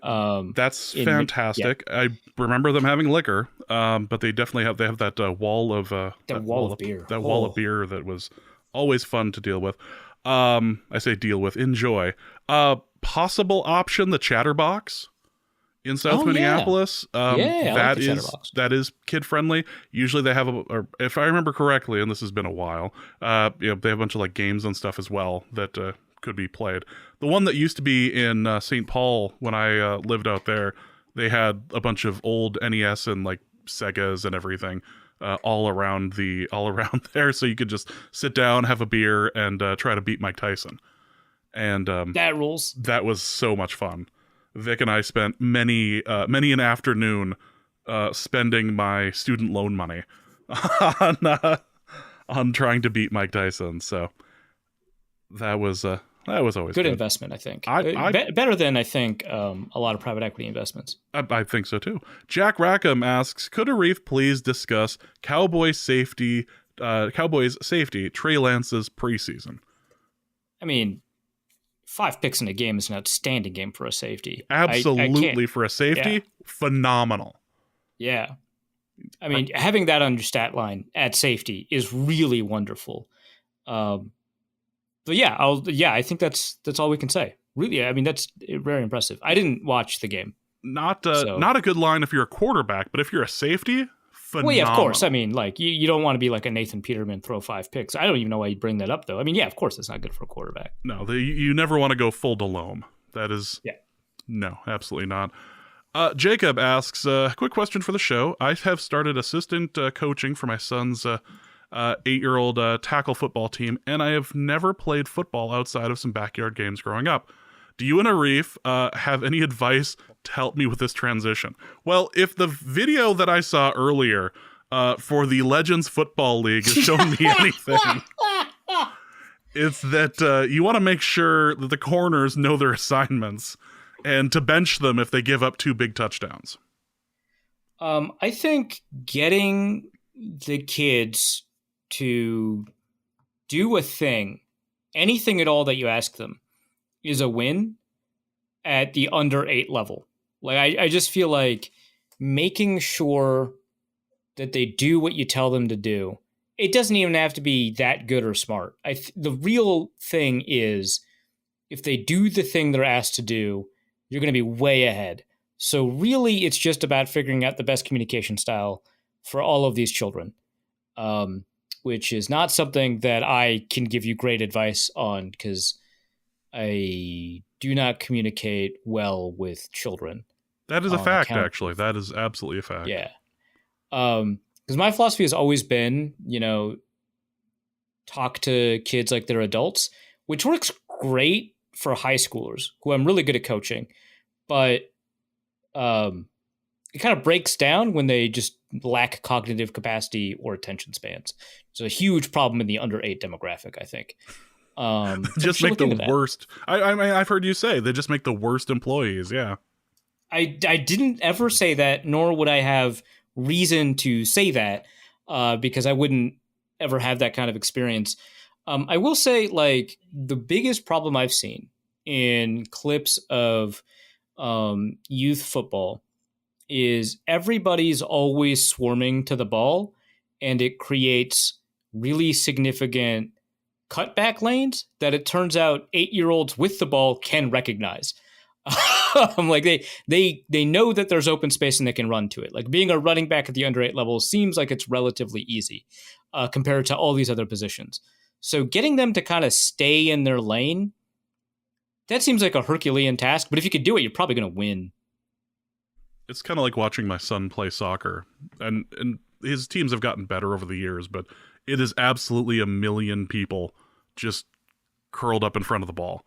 Like it's just following. There's no structure. There's just a bunch of 5th and 6th graders just running around to the ball just to, The moment one of them recognizes how to pass and like get open, that kid is going to be like a star in high school. But until that time, it is just like a rugby scrum out there. Yeah. Every single time. Well, we're also getting a little bit off the rails here, so let's just enjoy it. Deez asks, would you rather be around, who would you rather be around for 24 hours? The Costco guys, Baby Gronk, or a hangry Mike Florio? Okay. For those who are unfamiliar with the Costco guys, first of all, what a wonderful life you're leading. That's really fantastic for you. Please do not ruin it by finding out who the Costco guys are. Second, I'm going to tell you who the Costco guys are. They are a family. I mean, technically they do include like the mother and the daughter. I think there's a daughter, right? But it primarily focuses on the father and the 2 sons. And I forget the father's name, but it like one of the sons' names is Big Justice and the other one's named the Rizzler. I think you can kind of understand the direction this is going in. Anyway, they do unpaid promotions for the store Costco. I'm sure at some point they've begun receiving compensation in some way, but they started just kind of hyping up Costco. And at first it just started out with like, actually, I don't even know how to describe it. They just isolate stuff they see at Costco and get really excited about it. Right now, it seems like they're kind of stuck in this circle of like eating a cheese bake and then rating it from 0 to 5 booms. The problem is that everything gets 5 booms, so it's not really helpful.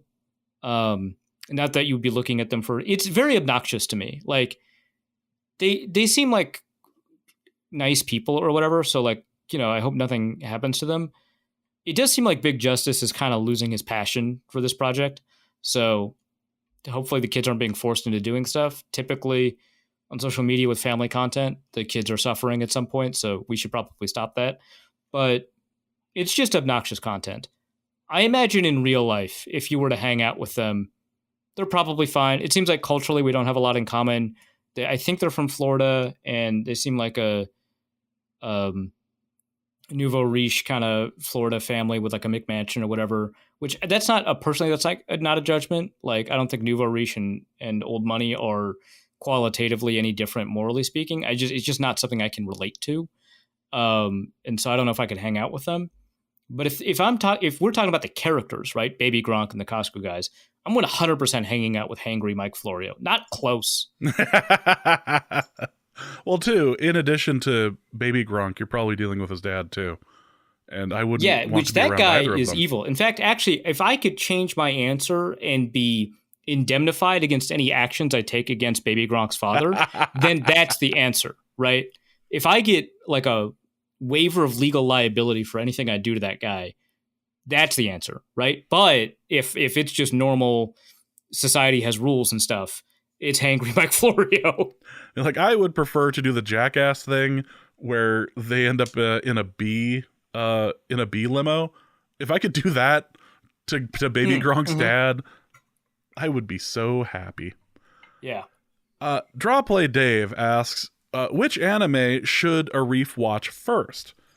He originally posted this in the Norse Code Discord that he was going to start drawing Arif as, I guess, Draw Play Dave apparently has gotten into anime fairly recently, according to him, and as a result, he is now drawing Arif in different anime poses, scenes. I don't know. But it seems like as characters in iconic scenes, I don't know. so he posted something in the Discord, and the Discord was absolutely all about it. I defended you briefly. That's all I am legally required to do, is the briefly And not part. that enthusiastically, from what I could gather. It's none of your damn business. But I did say that it would be hard to get you to watch it, as you famously have never watched an anime. So, Right. but the question is, which anime should you watch first? What's a good starter anime? You seem to have a lot of specific knowledge on this topic, despite never actually having seen one. Yeah, I just don't know if I can answer that because of how unfamiliar I am with anime. But I know, having seen this question in the show notes and reaching out to my friends who I do judge, who seeming have experience with this, it seems like a lot of people got into this media form. I was going to call it an art form, but I don't want to grant it that title. Art.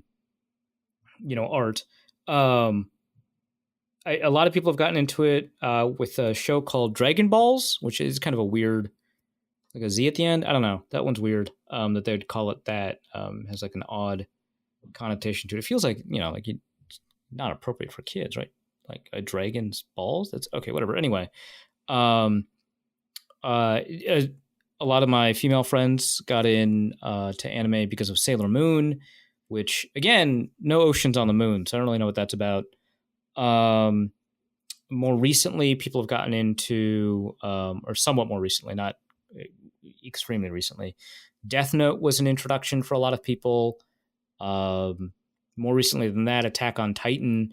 There's a huge debate, evidently, again, according to people who know, I wouldn't know, about whether or not it's fascist or merely depicts a fascist society, and whether or not that operates as criticism. I don't know. I'm not that into whatever that debate is about. Also, weird thoughts about Jews, I guess. I don't know. I don't know what that whole deal is. But that's, a lot of people got into that. I guess it's got good action scenes or something.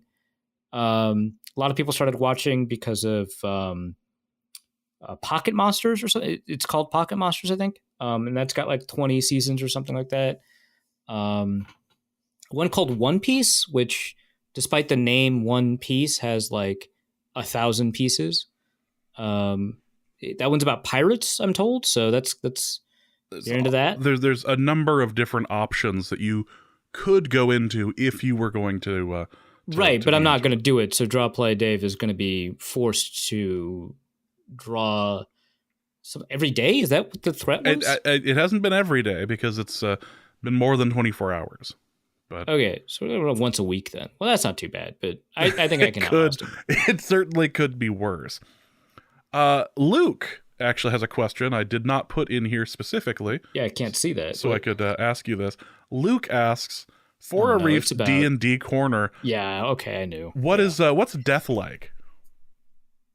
It's surprising. You'd think cold, but that's actually just what a dead body feels like. It's you personally experiencing it. Not that cold. In fact, not a lot of sensations at all. You just kind of enter another plane of existence, and then in evil ? Which ? Sends you back to life. Kind of a weird experience. Not pleasant, but not altogether too unpleasant. I think the worst part is all the waiting in a vast expanse of nothing. That's like the worst part. But it's not, that does seem difficult, yeah. Yeah, but it's not like painful or anything. So last night Luke Braun had his session of D&D, and you may remember an episode or two earlier this preseason where it was revealed that Arif joined and was purposefully there just to annoy me, basically. So Arif was not online, despite attempts to get him online for the game of D&D. Yeah, I got a text at like 9 p.m. He's like, "Hey man, you know the D&D session is tonight, right?" And I didn't read it until like 1 a.m. and I was just like, "Oh." Well, it was definitely over by then, and by over I mean your character is dead. Wait, like permanently? Yes, he basically ended up getting Thanos dusted. That makes sense because my character kept dying and coming back, so that's new news. So your character died. Not only did your character died, and I feel like you could have done something. He NPC'd you, but I feel like your character maybe could have done something about the other two people in the party, the other two humans that were on this call. Both of their characters died.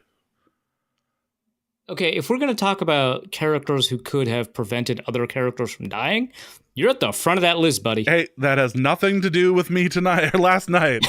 That has nothing. I was one of two people who who was not completely injured. I ended up wow, that's a familiar feeling for you, right? walked Being away one of with the last surviving members of a party. Is that something that you've become familiar with? Because that seems like something you have a lot of experience with. This is way too inside baseball for anybody who's not playing the game to know anything about or care. But also, Luke kicked me from the D&D channel so that I could talk to you about it today. I was like, oh, that man. was the purpose. I said that I would bring it up on the show to make you feel appropriately guilty that two people were dead. Do I sound like I feel guilty? You sound about normal, actually. So yeah, I feel like you hold a certain amount of guilt based on the article that you wrote on Wide Left. I feel like you hold a certain amount of guilt for things anyway. So I think it's possible. I experience every other negative emotion but guilt. Oh, is that it? Okay. Well, I feel like I learned something today. I was going to check the channel because I was like, oh, I should probably figure out when the next session is scheduled so I can actually put it in my phone and make sure I you. But I was like, oh, I'm not You turned to dust. You were hit so hard. I feel like that, while not karmically appropriate, is thematically appropriate for the character's story arc. So that's fine. Yeah. Your wife also apologized to me after your death. So wait, about me? Yes. Or wait, because I died, or because of anything that I may or may not have done to the rest of the party? Because of your involvement with the big bad that was trying to kill us. Not super voluntary. I just want to make that clear. Anyway, next question. So, yeah. To those who died in the service that Arif could have helped if he was, around, he does not feel guilty. So, deal with Correct. It's not my fault. Paul asks a very interesting question, and I'm not entirely sure how to go with it. What is your favorite quality about each other? Well, I like James's ability to hold grudges. How about that? I happen to appreciate that no matter how much it may drive a normal person crazy to deal with the amount of, with guilt or disappointment and all that, it just seems to roll off his back that he's just, he doesn't have to remember things like when sessions start or when tapings start or anything, or, anything he said previously on a podcast. It's new to him. That day started in another state. I just want to be clear. I had a very busy day, so. Oh, I'm sure that it was busy looking at other garages. I'm sure that it was nice to look at other situations. I get it. New York City, not a ton of garages. I'm going to be entirely honest. that is fair. As it turns out, you shouldn't really drive there either. I told you that when we were down there, I paid the Uber driver $50 to let me drive 6 blocks, right?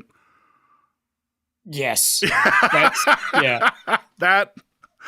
Okay, but I did drive actually while I was there because I wanted to visit a friend in upstate New York, and so I rented a car for a day.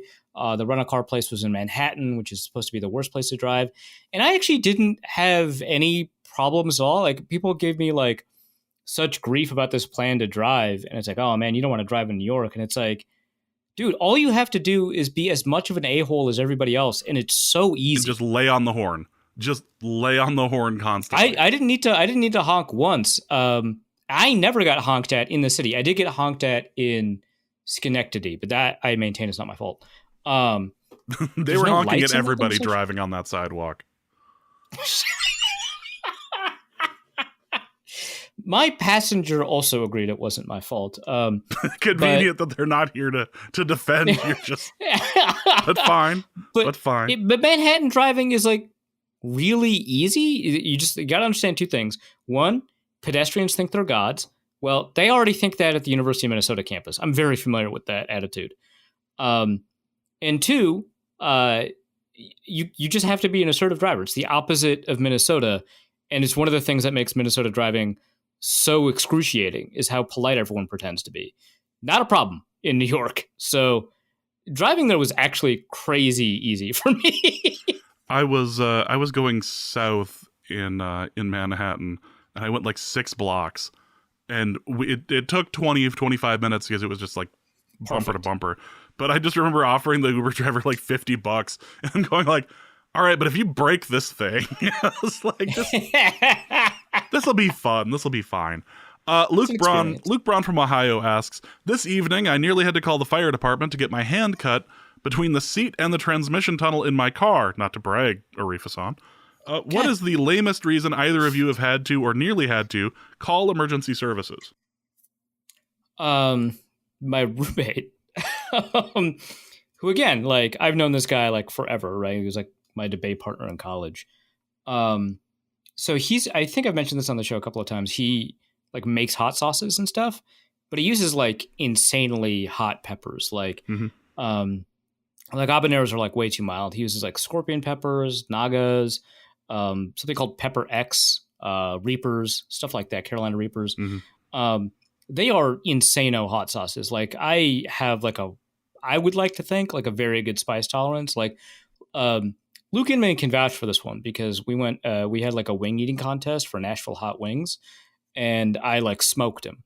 Right. And he worked at a B-Dubs at the time. Like he's had like some of their hottest wings. And so he thought he'd be good. And I think actually, honestly, his confidence was well placed. It's just, I'm Bengali. It was like very easy to have a spice tolerance. So I think I've got a pretty good spice tolerance. I had some, he was the one who gave out cause I've had hot sauce from him, from your room. That's right. It was fantastic.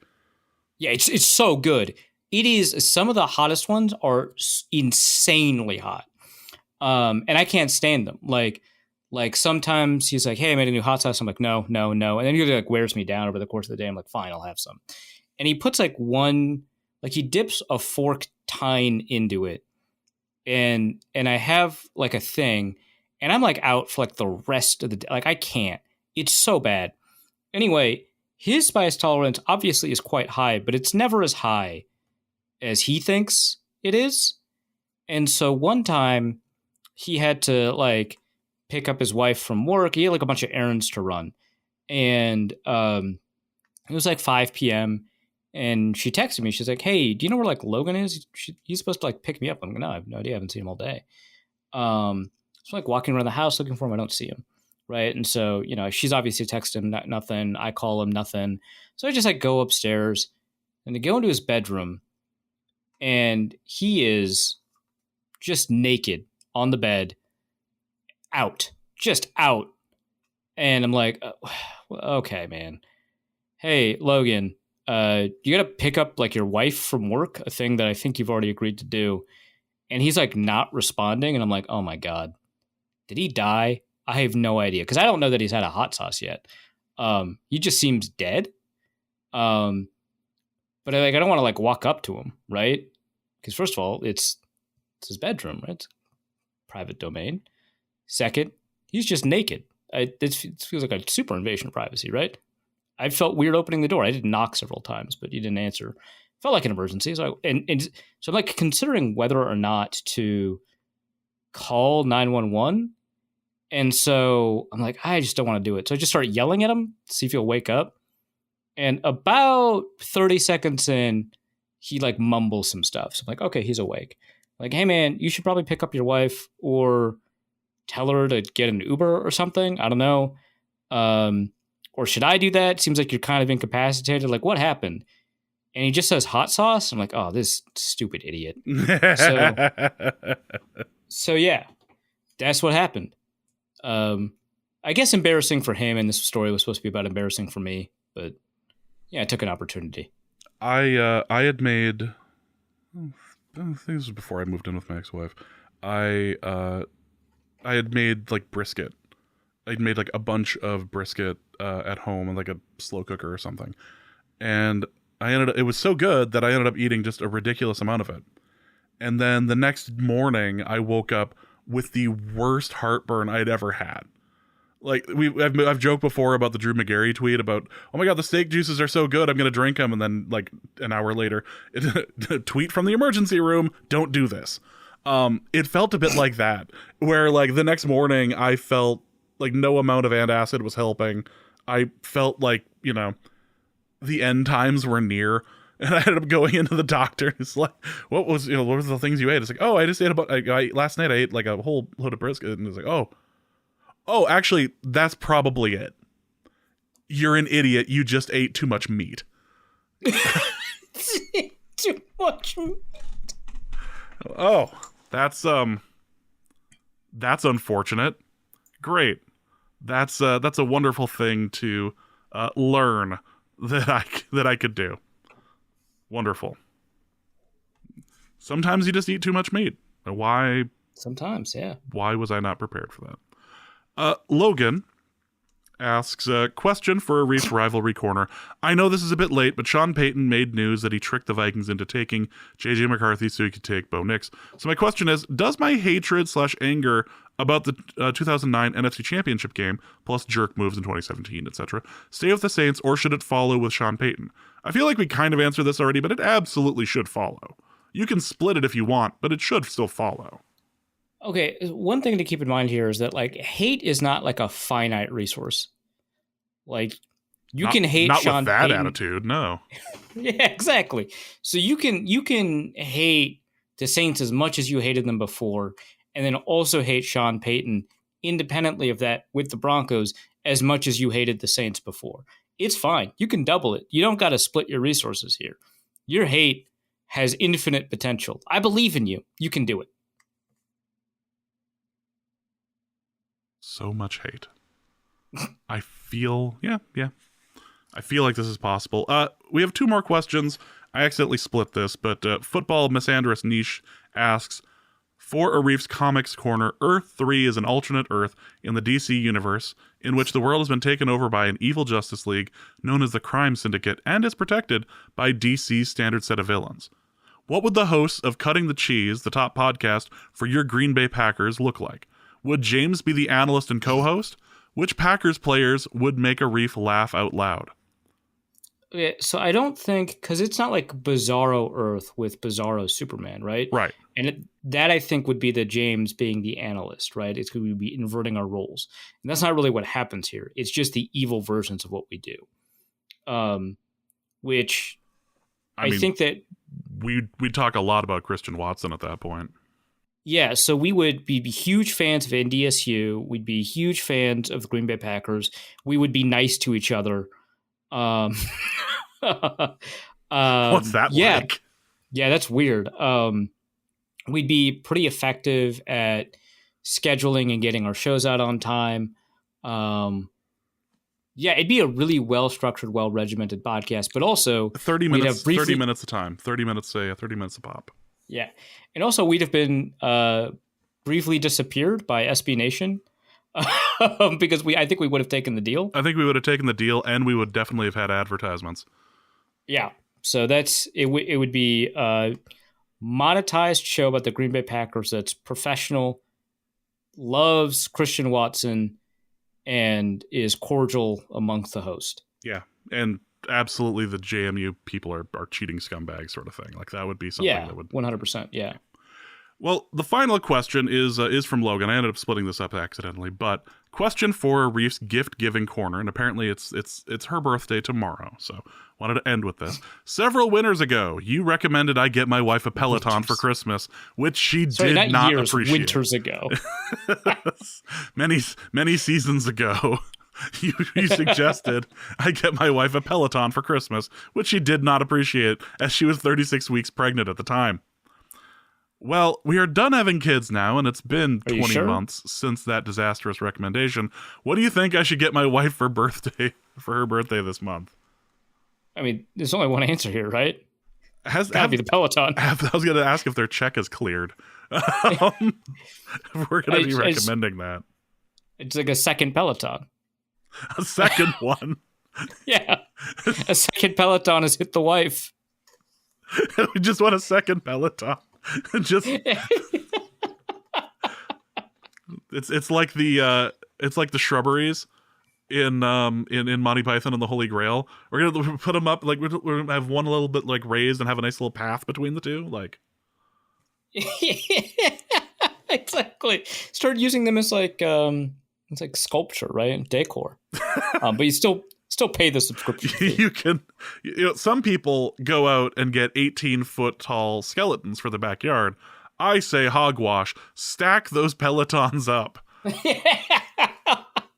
But yeah, if you don't want to get a second Peloton because how is she going to use two? That's fair. I understand. I mean, she's active now, right? I can't think of anything more exciting aside from a Peloton than a vacuum cleaner. I feel like that would go over really well. Wow. Preferably, if Silicon Valley has invented a subscription vacuum cleaner, that one. And not a Roomba. Not something that would like make things easier that you wouldn't have to do and you could schedule. No, can't be a Roomba. It has to be a push one. Well, I mean, like, where's the fun in that for her? Like, you can't be an active participant in that activity with a Roomba. Nope, you don't win friends with salad, that's for sure. Well, that is going to be it for this episode of Norse Code. That is awful. I appreciate it. I don't feel like I even have to do like the normal disclaimer. Like, that's so obviously. No, obviously the best gift is a subscription. You're right, exactly. That's fine. Yeah. So, speaking of shameless promotion, Arif, what do you have to plug? Yeah. So Wide Left, get her a gift subscription. Yeah, one of my friends like told me was like, hey, I'd read your piece on this because it seems really interesting, but I'd have to log in through my wife's account because she got a subscription before me, and I don't always remember the password. I'm like, just get 2 subscriptions, man. I don't see the problem. It's clearly something that can be fixed. Yeah. No, so I get a good piece up on private equity pretty soon. Again, hopefully by the time you listen to this. So check that out. Also, I'm going to have a piece on like the kickoff rule and kind of what's changed and why I'm excited about it. I did have some pieces resonate with people. I think I mentioned in the last show the PFF piece, right? Like I had already mentioned that. Yes. But the most recent piece that like people really resonated with was one where I kind of reflected on a year of Wide Left, which very emotional piece for me, meant a lot, and I really appreciate everybody who kind of stuck with me throughout the year. I go through kind of like a lot of the challenges that I've had, both in my personal life as well as the challenges of just like running an independent newsletter for sports. I disclose some mental health conditions and I talk about them, and kind of how they impact others and how they impact me and how it's impacted my approach to sports writing. And also highlight some of the biggest pieces that I wrote that year, which it seems like based off of the data that like a lot of people, who had recently subscribed didn't realize or had missed or whatever. But it seems like a lot of people clicked through on some of those pieces and read through those as well. So it seems like a year-end review is a pretty good idea. But it's more than a year-end review. It's like a huge reflection on everything. And it took a lot to write. I actually didn't realize I was coming up on a year until I got like a notification on my phone. I was like, oh, I should probably write about that. And a lot more kind of spilled out than I expected. Because it was just going to be like these are the pieces that did well for me this year or the pieces I'm proud of. Because like it's not always the same thing. Like some pieces that didn't do as well, I still really like a lot. And so I put some of those pieces in there as well. But yeah, check out the year-end review as well as kind of the 1-year journey and also how much I hate private equity. That's all at the same newsletter. Wide Left Football. Well, for Arif, my name is James. Thank you guys so much for listening. When we return, we will be previewing the Giants game for week 1. So look forward to that. For Arif, my name is James. Thank you guys so much. And please remember, it's 4th and 12. What do you think they're going to do? Run the goddamn ball? And we'll see you soon. Norse Code is the largest and only division of Norse Code LLC. You can find Norse Code on the Daily Norseman, SB Nation's Vikings blog at dailynorseman.com. You can also find it on iTunes, Apple Podcasts, Stitcher, Spotify, Google Play, and wherever fine podcasts are aggregated. Our Vikings blogger extraordinaire and generally useful human is Arif Hassan of... and he can be found on Twitter at Arif Hassan NFL. I am your producer and host, and my name is James Pagashnik. You can find me at the show's official Twitter feed at NorseCodeDN or at my personal account at Big Mono. If you'd like to donate a few bucks to the show, you can do so in a couple of different ways. You can go to patreon.com/NorseCode and donate there. For $3.50 a month, you get bonus material and more. You can also go to paypal.me/NorseCode for a one-time donation, or you can go to norsecode.threadless.com and pick up some Norse Code merch. Any questions or comments that cannot fit in a tweet can be sent to norsecodepodcast@gmail.com. On behalf of the Norse Code staff, we thank you so much for listening. Our formula is this. All things are possible through the power of Ben DiNucci.